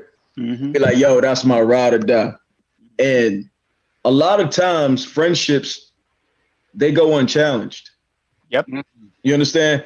Everything is good. You haven't really ran into anything that challenged that friendship. So of course that's your ride or die. That's your best friend. It's only until things start to challenge what you've been accustomed to experiencing with this person do you really see the fortitude that they can exhibit under pressure. And children has always been like a litmus test for people in a relationship. And it's not that the person switched up, it's just you met their threshold when they became parents. Like, oh, this is what you can handle up until this point. You ain't built for this parent shit. You built for this boyfriend, girlfriend stuff. You're not built to be a parent. You built for this engagement shit. You ain't built to be a husband or a wife. It's certain things that happen in our life that set benchmarks for where we are in our maturity. And a lot of times becoming a parent can really test your ability to even be in a situation. For me, it wasn't that case. I was just ready. His mom's was kind of ready. So we was able to do it. But there's a lot of people that go through that, and you realize it's not that you had sex with the wrong person. It's just you found out what their limitations were. And it's not your fault. You know, it's not their fault either. You just was able to find something out about them that you wouldn't have found out about them had you not had no kid with them. I want to jump in real quick. Just to I'm sorry. I want to add to both of those situations. That Yoko, this is why I was saying, like, when I first met her, I didn't know her at all. Negative light, like negativity 1000%. Then he introduced me to her because she's a fashion designer. And at the same time, she was doing shows that she modeled in and was designing clothes for. I was a dancer, so I was dancing in the shows. So we linked up, we became best friends. And I was like, yo, she's mad cool. She got a little attitude. I like that spicy shit. You know, it is what it is. So we talked, it was all good until, like Hassan said, when we had, like, there was little things that keep me off in us being friends, but then when we had kids, it shifted. And our perspectives, hers was, everything was like a timeline thing, and she literally became radioactive. And my focus was, I want to make sure the kids are good. I want to make sure the kids are good. I want to make sure the kids are good. And we were both broke as hell in college, away from family. She had her issues. I'm trying to deal with all of this at the same time. It was red flags that we was both not looking at properly that resulted in us going completely off the deep end. And I feel like we all get these red flags. I feel like they're there. And I feel like a lot of us, like Hassan was saying, you know, it's a threshold thing, because that's what it was, honestly, for us. Like, I was able to overlook what it was I experienced in the beginning. And then once we had kids, it was a slow deterioration. And I kept pushing on the, you know, let's get back to friends. Let's be friends, so that way we can work the relationship out. And it was just like, I don't want to be friends. We need to be together. We got kids now. This how it's got to be. And then the punching started. Then the scissor stuff that I told y'all started. And then it just skyrocketed. But then that also attributes to me not understanding postpartum, because I didn't know what she was going through mentally at the time. She's in college. She's 21. She just had twins. We ain't got her family. She came from an abusive background. These are all things I ended up learning as we're going through it. And I also feel like at a young age, we also jump into things so heavy without thinking about it first. And we let our heart lead, and then our minds get effed up in the process. And then we always end up, not all of us, end up holding it against the next one, or we carry these issues over. But if I was, and men get, I forgot what it's called, like post whatever, they get something too because of the stressors that happen after having a child. It is a medical condition that happens to men. It's just not talked about. But women, it is literally outwardly displayed way more, but most men don't even realize it. And I know for a fact, I didn't recognize that that's what was going on. So I kind of was like, you know, not knowing the correct ways to approach it. And I feel like we do get these flags, but I feel like a lot of us ignore it, or we're not mature enough to know how to deal with it at the time. That's just my hers though before, though, right? You saw hers. Oh no, I definitely saw it before. She ain't had postpartum before she had the babies. Like she was kind of 7:30 before the babies, right? Like she was. I want to jump in right quick and say that Hassan, Will, and Yoko, y'all actually saying that, you know, the exact same things. It's just, you know, it's kind of worded differently, and it sort of kind of got lost in the translation. But yeah, in no way, shape, form, or fashion am I saying that brothers and sisters out here just fucking and sucking each other, and then they find out the very last second that, you know, you involved with the wrong person. No way, shape, form, or fashion am I saying that. However, though, I'm not convinced that somebody has done a complete 180 where, you know, there's just this huge teddy bear, or they're just sweetheart, and then now they the mate from hell. In no way, shape, form, or fashion am I convinced it's like that. It goes back to what Brother Will is saying, which is that you have to take the time to get to know your mate. You also have to pay attention to a couple of things too, because trust and believe, our mate show red flags all the time. In so many ways, whether blatant or indirectly, we show our flags. We show our, or if not red flags, we definitely show our negative qualities. And then you have to make a conscious decision as to whether this individual is worth it or not. And it also ties into what kind of relationship that you may think you have. Because some people might like to think that they're in a healthy relationship, and really they're not. They're just trauma bonded. Yeah, I saw some yellow flags in my life. I didn't know they was red though. Like, oh shit. Share a brief story, like with the point that I'm trying to make. My ex-fiance, I was dating her back in 2008, going into 2009. I met her actually at a summer program, which was geared towards teen dating violence, meaning that we're in high school and we're actually dropping knowledge on our fellow classmates about, relationship abuse and, the ins and outs of having a healthy relationship, what an unhealthy relationship look like. Nowadays, it's toxic relationship, but back then it was healthy and unhealthy relationship. But anyways, we had gotten into it. We had gotten engaged. And the next thing I noticed, she started being real abusive towards me. I'm like, hold on, mate, wait a minute now. Where the fuck is all this shit coming from? Then one thing led to another. I had to dump her because I knew if I stayed with her long enough, I was going to punch a hole in her face.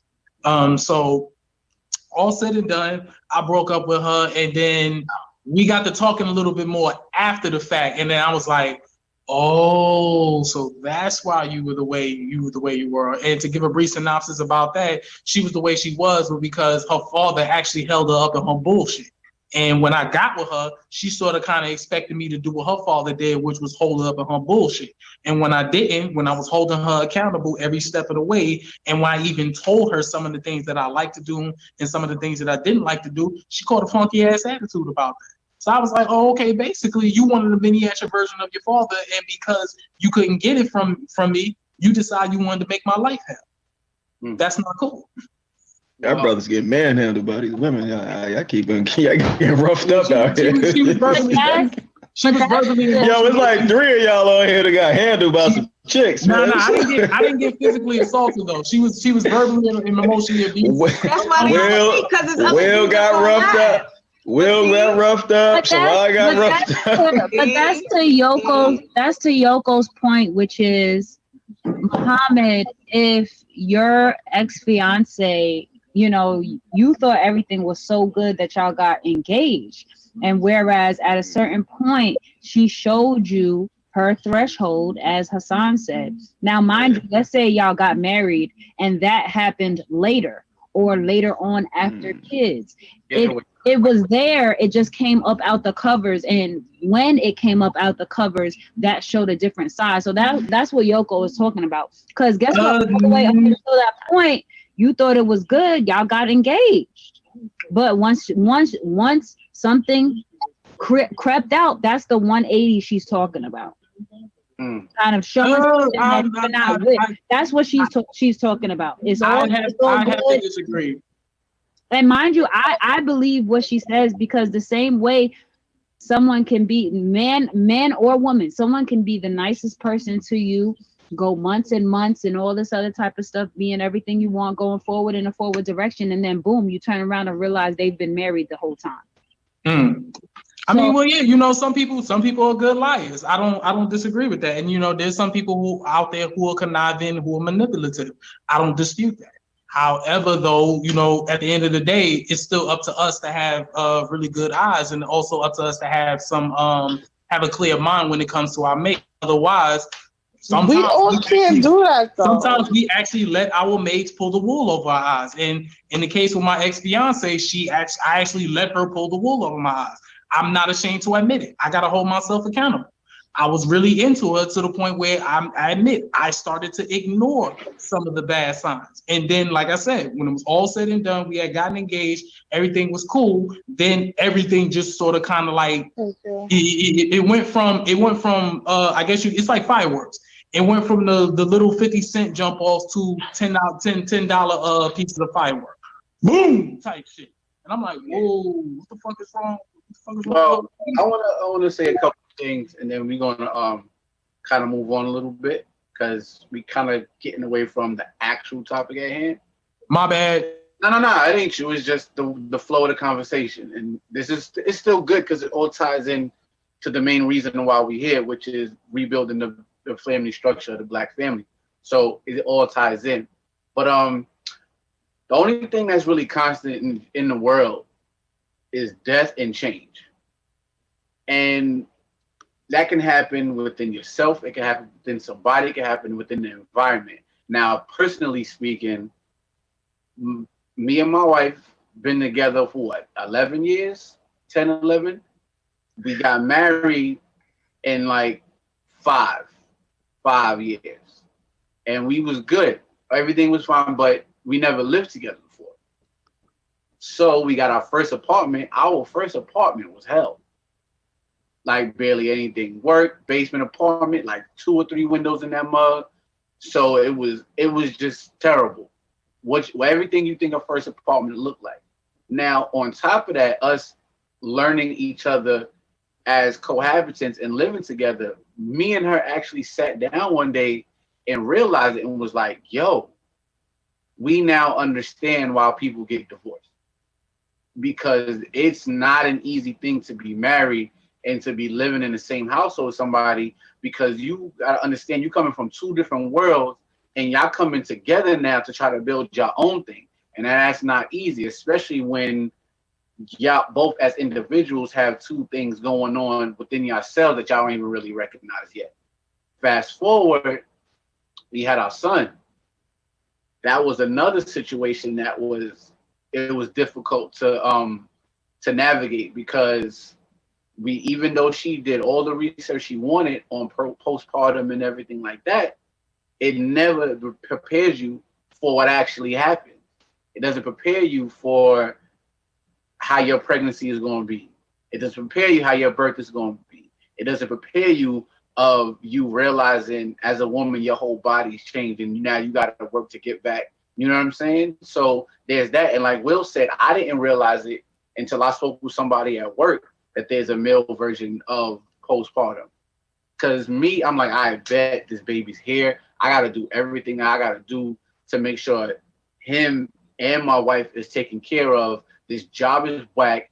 And it's like, it's mad stuff going on. At any point in time, things could get swept under the rug for me. And we both trying to build our businesses. And we was taking those steps. So now we got to take a step back. So it was a lot of stress going on within myself that I was trying to hold it down within me to make sure she was good and not take offense to when she lashed out or was getting attitude with me and everything like that. It was a real difficult situation. So some people don't know how to handle that. And it's changed. Your environment changed. So now you try to change and you don't know how to adjust. And instead of sitting there trying to figure it out, you lash out. And it's going, like when we said our first episode, what James Baldwin said, unfortunately, it comes out in the person that's close to you. Where else is it going to go? You with this person every day. You lay with this person every day. You building a life with this person. This is the person that you are in love with. This person, you let them in on all your intimate secrets, all your darkest secrets, all your fantasies and everything. You are completely yourself and vulnerable with this person. So when it happens, boom, it's there right there to take everything. Any hit that you got, any attitude that you got to be thrown and everything like that, everything, all your nonsense is going to go straight to them. You know what I'm saying? So change definitely happens within people, and it's just that other people know how to handle it better than others.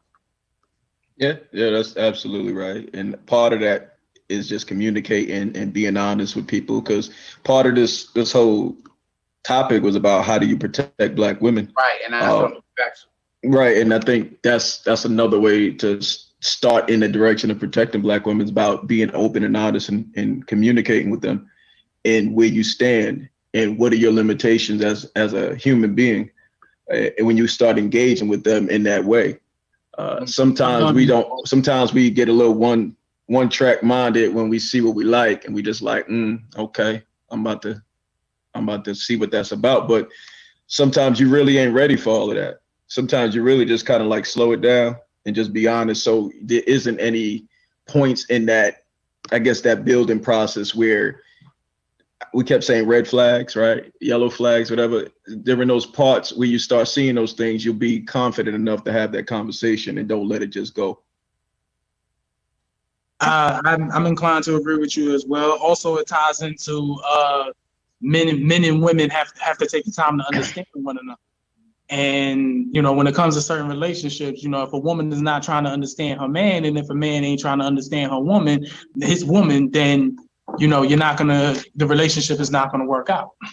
Yeah. How do we go about how does that translate into the world where we don't have nothing to build with these people and you just running into strangers? Because as we was talking earlier, and there's some new people on the call, we was talking about women just randomly being in the public and being harassed. And so we kind of understand how we can go about protecting our relationships, protecting our women that we know. But how do you go about doing it? Like Salah was talking about being on the train.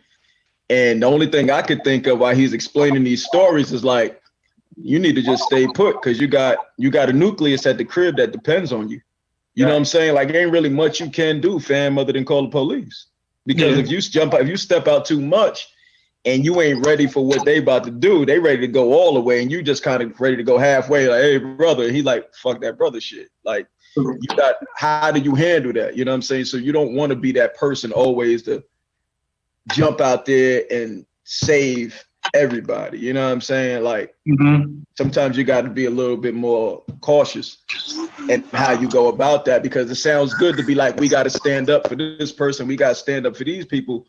But like I said, I've been in them environments where I'm the only one talking and everybody else, while I'm talking, they bagging the fuck up from behind me. And I'm like, oh shit, where my support go? And it's gone. And now you just out there on the island having to do whatever it is you need to do. You know what I'm saying? Like, I hear you, brother, because I've been in that same position as well. I'm gonna be quiet and let the sister speak. Go ahead. I think we always assume that men have to take the fight position to protect us. Sometimes men can take the fight position. I can't really hear you. Hold on, hey, we can't hear you, babe. Hold on.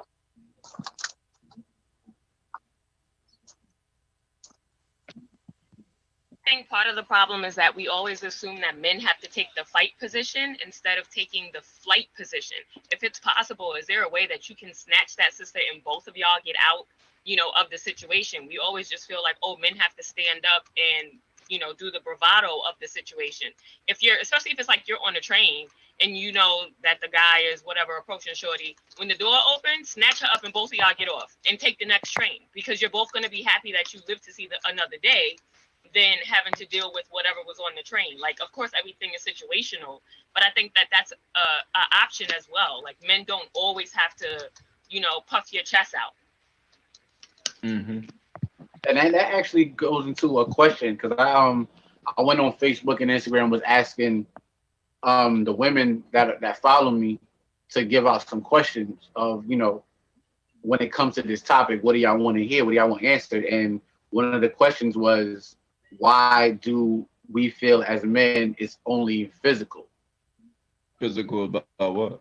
Protecting them. Why do we feel protection for the Black woman is limited to being physical? We don't think that, but when we try to kick some game, a lot of times they ain't trying to hear that shit. So it gets relegated to just physical, because when we trying to sit you down and give you some game about how to move out here, because we a little bit more aware how men move than they are, they think you're trying to, I guess, take away their independence and their freedom. This is my personal experience. I don't want to generalize it, but it's my personal experience. Like, I sit down with every woman that I've taken seriously and I like give them that good game too, like about how to move out here, type of friends you want to be looking for. If I see they chilling with somebody, I know they ain't got nothing in common with this person. I'm just like, how does that even work? But long story short, that's what it ends up getting relegated to just physical, because the wisdom you're trying to impart on your women, as you should, don't always get received in the way that you intended it to get received. Sometimes it's just taken as you being insecure, you being possessive, controlling, or you being paranoid. So now it's like, all right, cool. I just wait till you get into a fucking scuffle, and then that's what the fuck it's gonna be, because there's nothing else I can really give you if you don't want to take this game I got. And to piggyback on what Brother Hassan is saying, it kind of goes back to the very first episode when we talked about the whole business of protection, and to which I had to break it down. Protection comes before danger, defense comes during danger, vengeance comes after danger. So that's with that being said, and I even provided an example, and I will provide it again.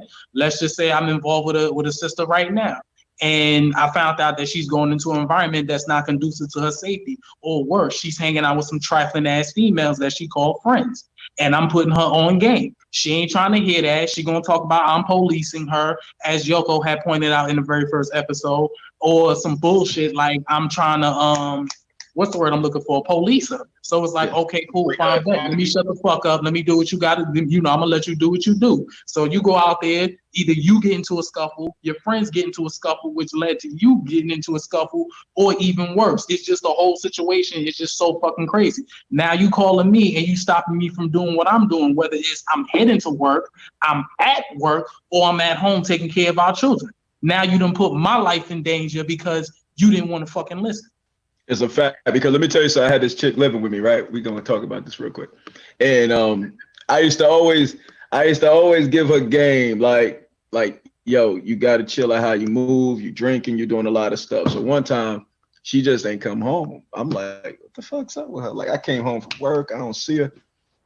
And like, it was a weekend, so I know she got a sister, they be hanging out a lot, but I just felt something wasn't right. She ain't call me, didn't tell me nothing, blah, blah, blah.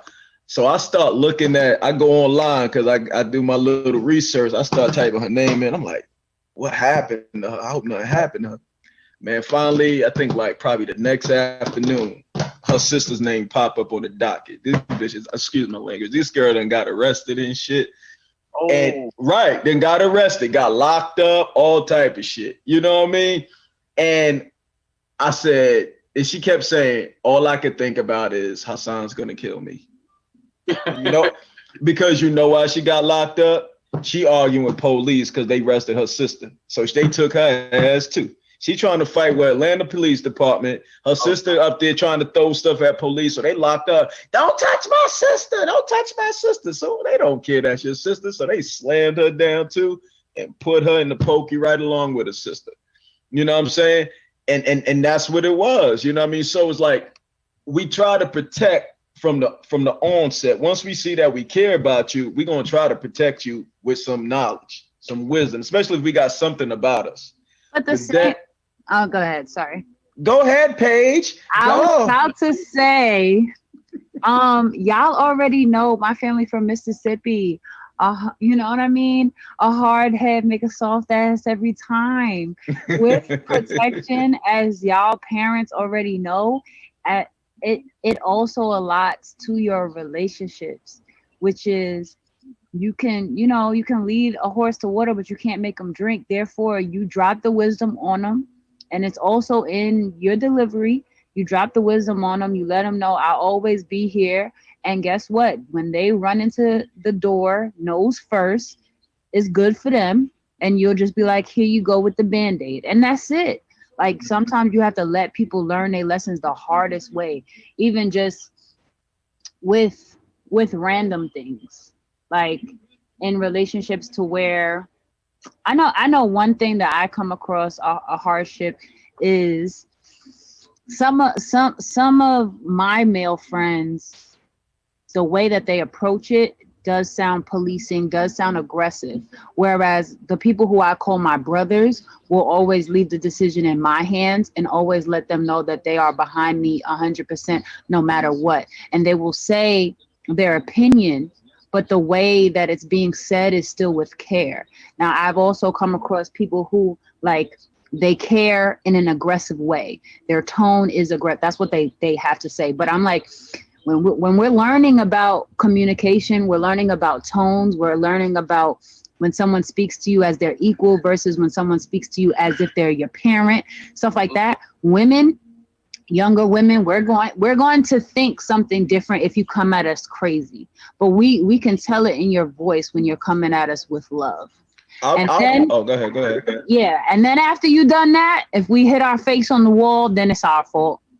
Honestly, I've approached it in many ways, but I will agree with you on this, Paige, is that if I'm like your homeboy, it does come off different. Like, I give it to you different. The tone I give is completely different. But when I'm in the relationship with her, it's like I'm not only protecting her, I'm protecting our relationship. So now I'm a little bit more, have a sense of urgency now, because now I'm like, I know whatever she get into is coming in on my plate at some point. Immediately involved. Exactly. And I don't like really getting involved in stuff I don't cause the issue for. So now it's like, I'm really trying to protect her, but also protect myself, because I'm like, no matter what happens, I got to step up now. And I probably don't really always want to have to deal with stuff that I know is avoidable.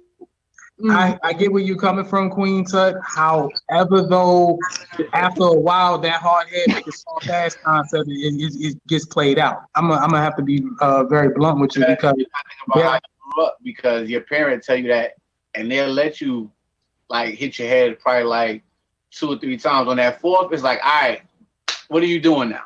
yeah, exactly.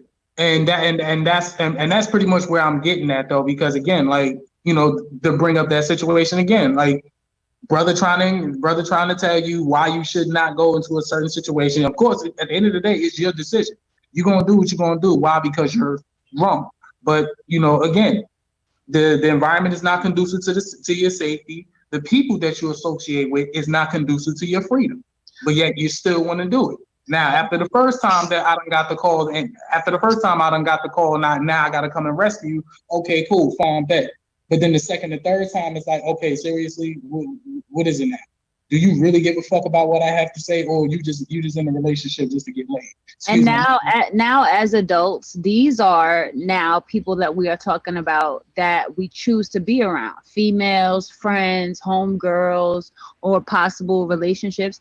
And then that's where, like you said before, Muhammad, where we can choose to exit. We see this as even friendships. We see these as the toxic red flags where someone is always putting themselves in a situation. I had a homeboy and I realized, you know, he just had a drinking problem. And that's just something that I just don't deal with because I don't appreciate people throwing up in my car.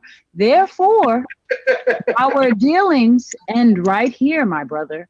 And that's that. No offense to you. That's what you want to do. But I don't associate myself with people that drink to heal pain. And that's my August Alsina. I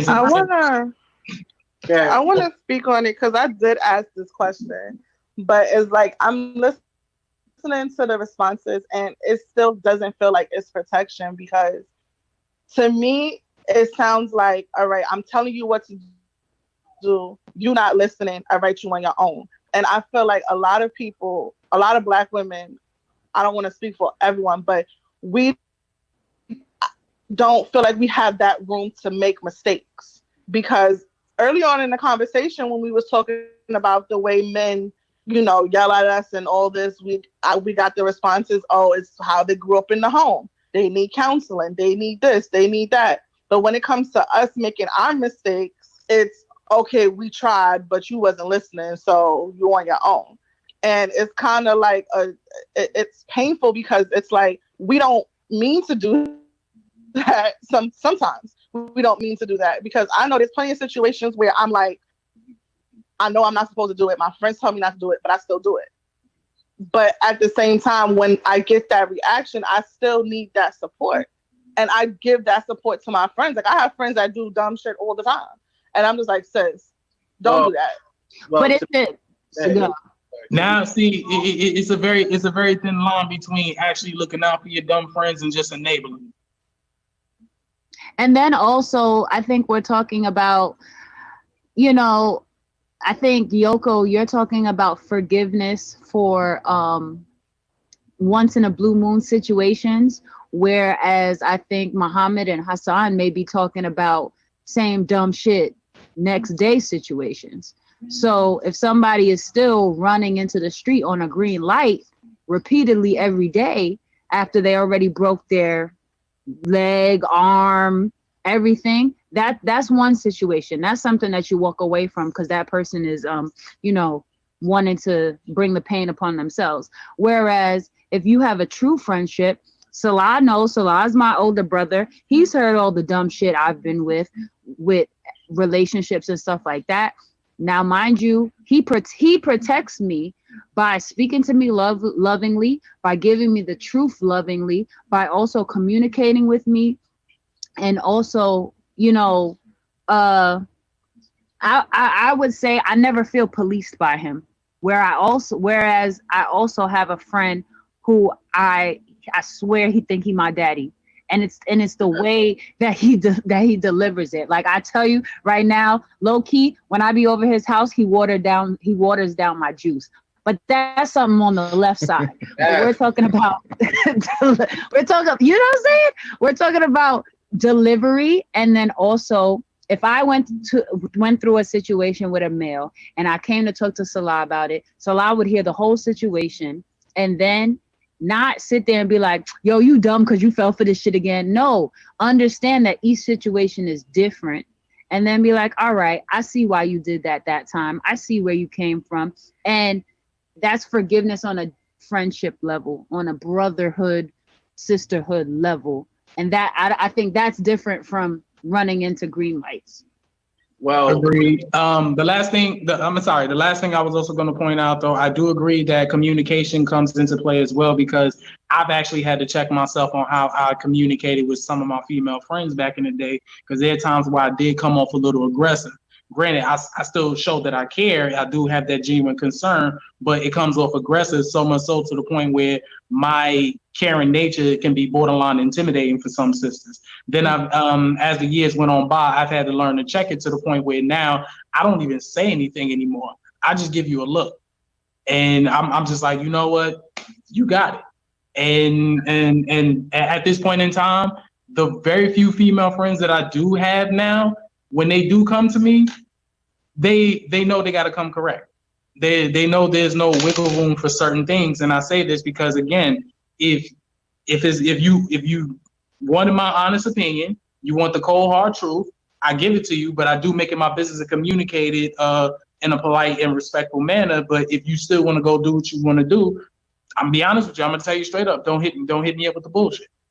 So I think Yoko was talking about, or I guess a question to Muhammad is, if you are a straight and upfront type of blunt person, when and who gets your compassion for making a mistake as a friend or as someone you're dating? Who gets compassion and forgiveness versus cold, hard, aggressive truth? Well, the children automatically they get compassion. But as far as I'm gonna say at this point in time, I have very few female friends. I'm not currently looking for a relationship.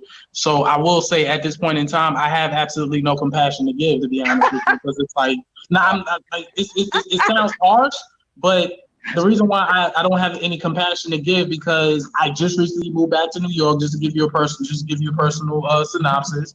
I just moved back up here in November, and I'm trying to get myself reestablished. I just turned 30. I don't really have anything serious going on in my life, and I'm in a real good situation right now. Like, I'm staying with family. The only thing I got to worry about is paying Wi-Fi, and it ain't about $100 a month. So I can wholeheartedly say, because of the fact that I'm in a real good position, that this is my time to really try to establish myself. This is my time to properly build myself. And I'm gonna be honest with you, I don't need any foolish ass females trying to ruin that. Or people in general. Yeah, people in general, but I don't date men, so yeah. I get it. Sorry. Go ahead. But that's what I was saying, like, as far as the compassion part, because I feel like a lot of males don't have that compassion for females. And yeah, you're in a bad situation if you want to say that, but you're still growing. You're growing. So you would want someone to have the same compassion for you and give that to someone else, because you're doing a situation. You don't have to look out and say, well, this person is doing this for this type of reason. And that was my only question, because it's like, I feel like I'm hard on males because I don't have no compassion. And that's what I'm learning. No matter what I'm going through, someone else is going through something too. And you have to look at it. They're going to make mistakes. And I'm the type of person, I'll run around, oh, dudes ain't this and dudes ain't that. And I still say that jokingly and sometimes serious. But it's just, when you learn to have compassion for that person, when you do give them advice and they don't take it, you have to understand they're growing such as you. And I just feel like as women, we don't have that growing area to say, well, she's acting out because she's going through something. We ask for protection. Everyone has asked for protection. Even when you're a child, you have to have that parent. But I don't see a lot of parents like, oh, well, I tried, so it's over with. And that's why I feel like we get thrown away when we make simple mistakes or mistakes that anyone else make, because we don't have that compassion. I agree with you heartedly about, and guess what? It brings it back to the cancel culture that is emerging from social media and what we're doing right now, which is everybody, like literally exactly what you said, to be thrown away, having friendships that like people like don't fight for their friendships, I think. And sometimes they're just kind of one bad thing, they'll throw you away. And I've experienced it with my even female friends specifically.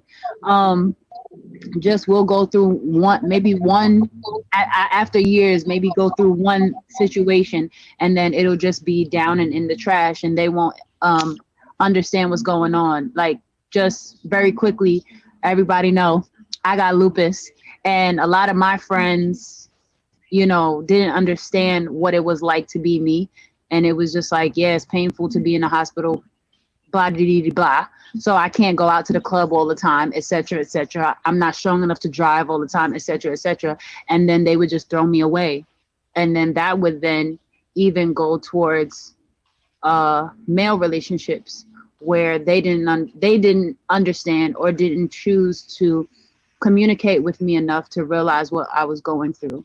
So I definitely hear what you're saying, but I think it's getting worse with cancel culture. Well, here's the thing. Who said that? Oh, I'm sorry. I just wanted to make a quick response to Yoko right quick. I apologize. No, either. Right quick. For the record, just to put things in, well, put my situation into context, I don't throw away people. And as far as the sisters is concerned, whether it's a female friend or it's associate, I don't throw them away either. Truth be told, they actually burnt the respective bridges. And the reason for that is because I would not, what's the word I'm looking for? Enable their bad behavior. But yeah, just and also reiterate, I'm in a good position in my life because I'm in a position to where I can actually focus on myself for once. Prior to, I used to focus on everybody else. I used to try to help everybody else. I used to try to build everybody else. And I've watched them, with the suggestions that I give them, I watched them waste it away. So it was like, okay, you know what? I love these people. I like to look out for them, but you know what? I still have some projects I need to focus on. I have some growth and development that I need to focus on, or I have some projects I need to finish. And so, I say all that to say, I don't throw people away. I don't burn bridges. If anything, people burn bridges with me. People throw me away. Well, here's the thing. Oh man. All right. At this point, everybody should be taking care of themselves before they get into a relationship. Because now when you don't do that, you sometimes expect the other person to just either deal with it or help you out or whatever. When it comes to, as far as like having the room to make mistakes, as Black people, we don't have room to make mistakes. And this is not to belittle the Black women, because y'all have it 10 times harder than us, because y'all can't make mistakes on a societal level, but y'all also fear of making mistakes when y'all come outside your own community. So it's double for y'all on that.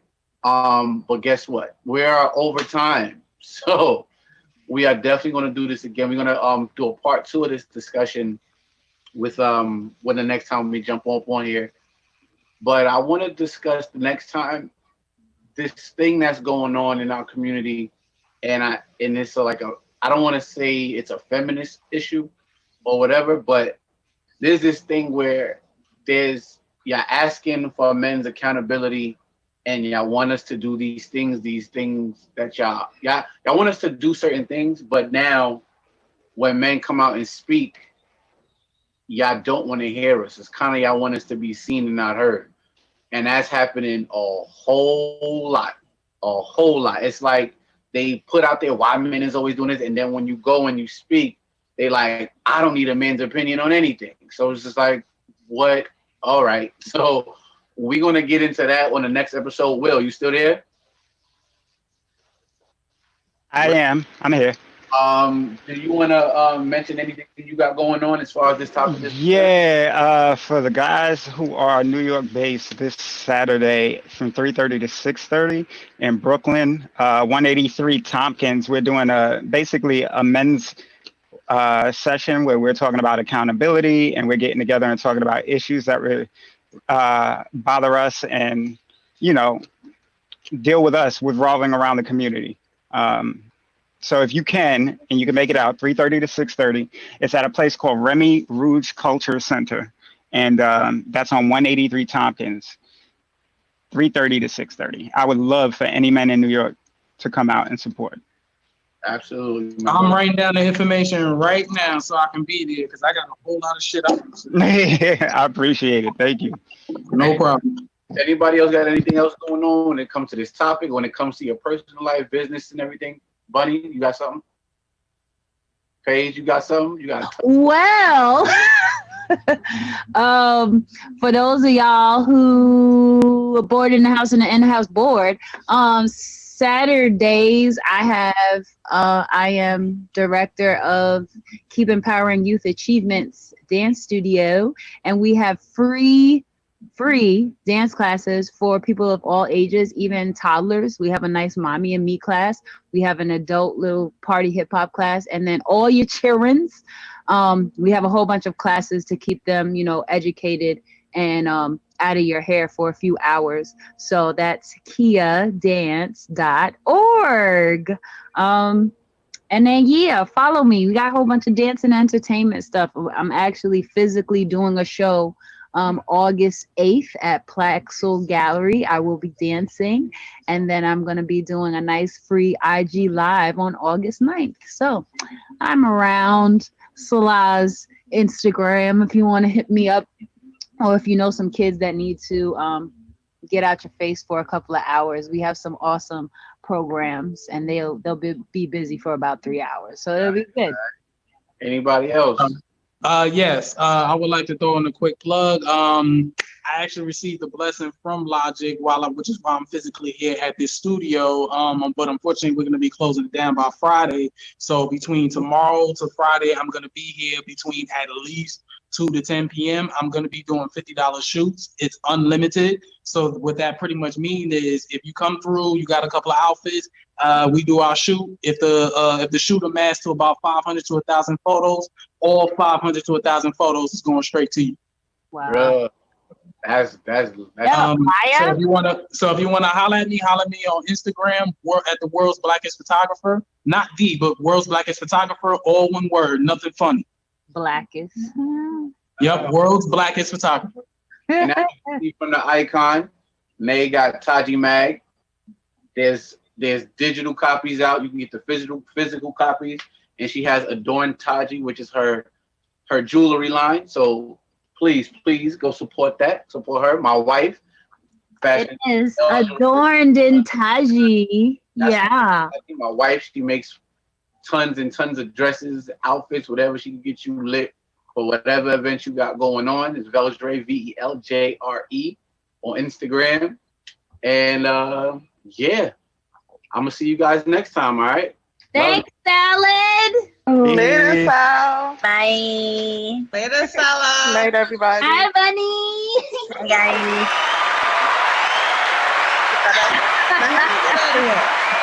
Jay.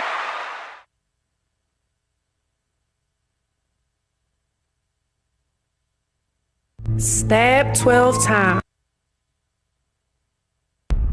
Stab 12 times. Paralyzed. Always reminded. It doesn't get easier. I got stronger. I'm a walking contradiction with endless possibilities. Emotionally, I'm unstable. Physically, I'm weak. Mentally, I am strong. I am a wounded healer. It doesn't get easier. I got stronger. I'm love.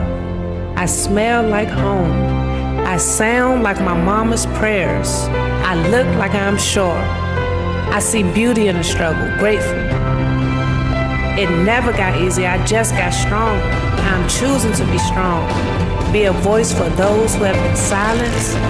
Speak on the unspoken like a phoenix, still I rise. It won't be easy, but you will be stronger. I am here. You are here. We are here.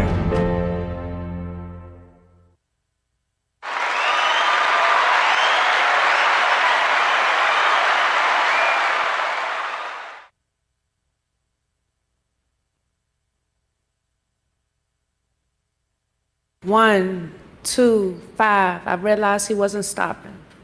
6, 7, 8, 9, 10, 11, 12. Lightning strikes of steel, flashes of blood. With the urgency of a marathon, he tried to finish my race. Like a patient, I went limp underneath of his knife. I immediately went paralyzed from the head down. The only thing I had control over at this point was of my tongue. And with my words, I was able to write my script. Lights, cameras, action. I was chauffeured from Prince George's Hospital to a helicopter and then University of Maryland Shock Trauma Center. So ironic because I was expecting to be in the limelight for Baltimore Fashion Week.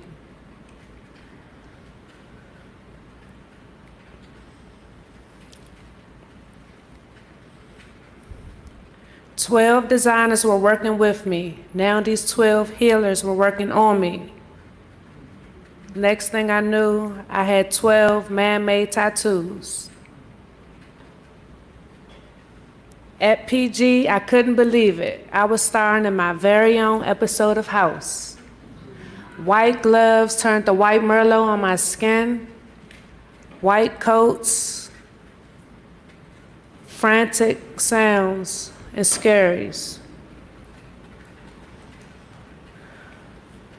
Taking everything in, I blinked in 5-second increments. I couldn't breathe. I couldn't feel. The only thing I felt was pain. On August 14th, 2015, the 22-year-old Shaharia had died close afternoon. About an hour later, I was being stabilized and placed in a helicopter. I peered open my eyes for the second time, this time at University of Maryland Shock Trauma Center.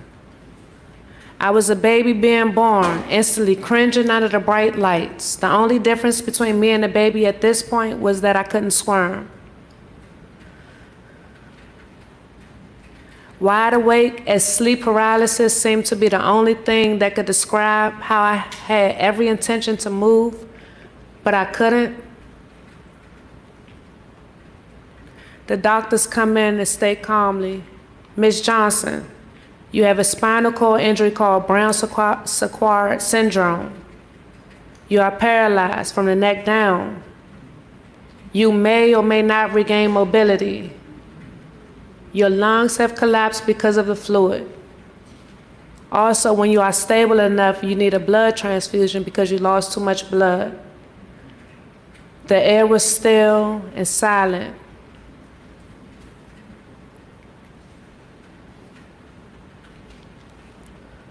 My first thoughts, while I was sitting here with a life sentence, he only got a tap on the wrist. He pleaded for 16 years. My first question was, will I ever be able to walk again? The doctors didn't know. I was trapped and afraid. I was now hooked up on life support, drugs shooting in, and the slow, agonizing beeps of my life monitor for the next 2 weeks. 2 weeks in, I knew that this lifetime would be so much harder, but that my purpose was written in stone. My family would bring church to me every day for 14 days. It began with my queen reversing all negative energy and transforming it into positive at the door. My aunts would come in and inspect me and anoint me like it was Easter Sunday as a kid again. They blessed my forehead with kisses of prayers that turned into humming. When one person hums, we all do. That's another form of prayer, by the way. No weapon formed against me shall prosper. It won't work. My family brought church to me every day for 14 days. Even when I didn't know, I knew. I had conviction in my family when they told me no weapon shall prosper. Opening my eyes, this time at National Rehabilitation Hospital, which would be my home for many months after. A new wave of enlightenment has now enveloped this baby. One leg and myself in my wheelchair was my new mode of transportation. Here I am, a 24-year-old Bambi wrapped in bandage, and was learning how to walk with no foundation to work from. I woke and ended every day crying. I was a hostage to my body for 730 days. About 17,000 hours later, physical and occupational therapy went 6 days a week for me.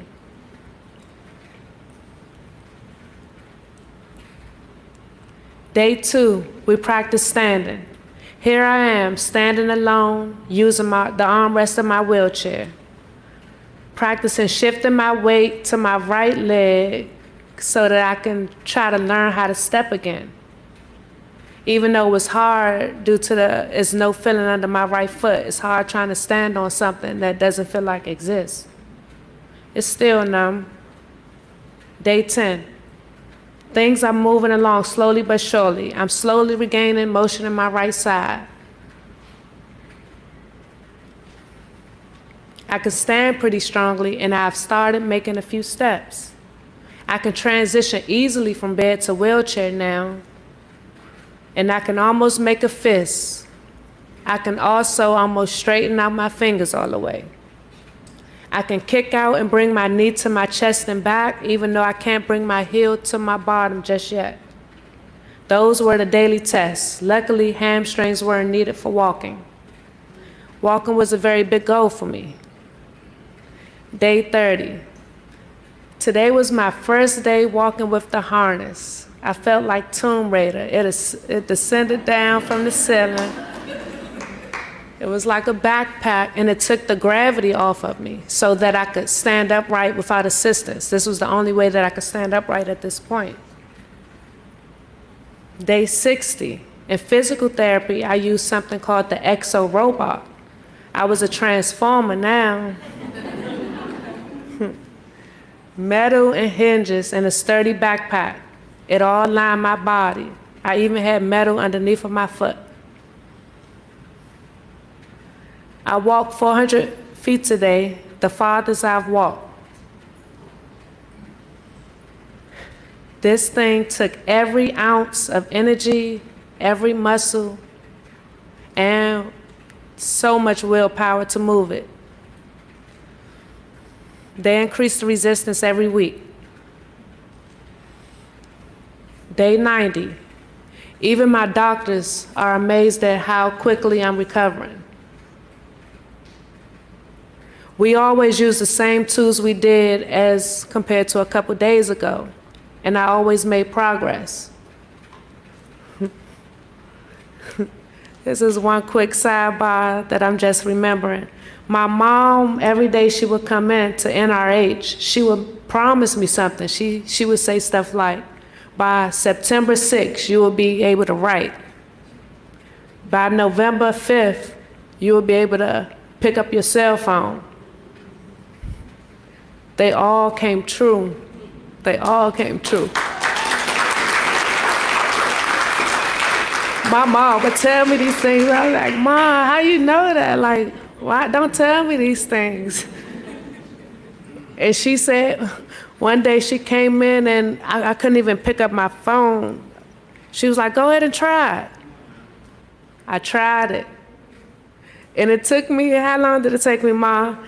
About 4 or 5 minutes, but she didn't let me stop. And I did it.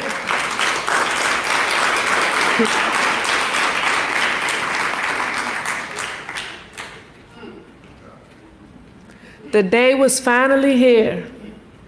As I'm rounding a full lap around the therapy gym, here they was, my cheerleaders from the very beginning, saying, go Shawi, go Shawi. My aunts, my mom, my physical therapist, my occupational therapist were cheering me on at the finish line. It's been a long time coming, but I've completed another long step in my journey, from the emergency room to being dependent on nurses and doctors in my family to eat, to breathe, to sleep, to use the bathroom, to put on my clothes. I was able to sit up on my own. I was able to stand on my own, no matter what assistance I needed at this point. Now my last goal was to be able to walk in my 5-inch heels again. So I could really show the world I was ready for my lights, cameras, and action. I passed that test and made my entrance into the world.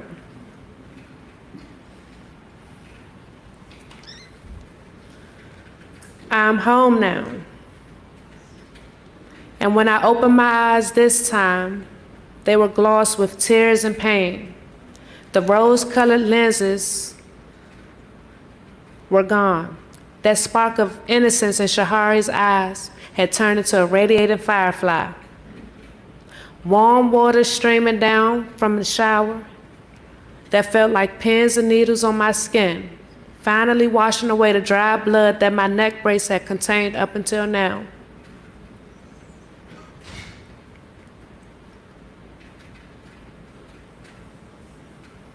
I was finally able to take a shower without my neck brace. Soon after my immediate physical needs were met, reality set in.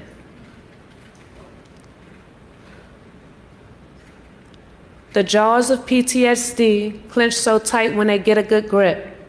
Every day my mind is on the battleground. I must be prepared to fight to the death every day. I don't see an end in sight. I feel empty, yet so full of emotion. Some days I feel everything at once, other days I feel nothing at all. The smallest things could push me over the edge. My demons, although I carry them quietly, are never silenced. They sit back, waiting patiently on an invitation to wait. Depression doesn't only set in at 3 p.m. At 3 a.m., depression also sets in at 3 p.m. when you're in the middle of a laugh or a conversation with friends. Anxiety attacks, intense feelings of fear and gloom, a sudden urgency to escape, run or get out, a fear that you may lose control, trembling, weakness, and so many other physiological reactions. I try hard every day to keep it under wraps. Every night, the clock resets and it's time to get ready for battle again.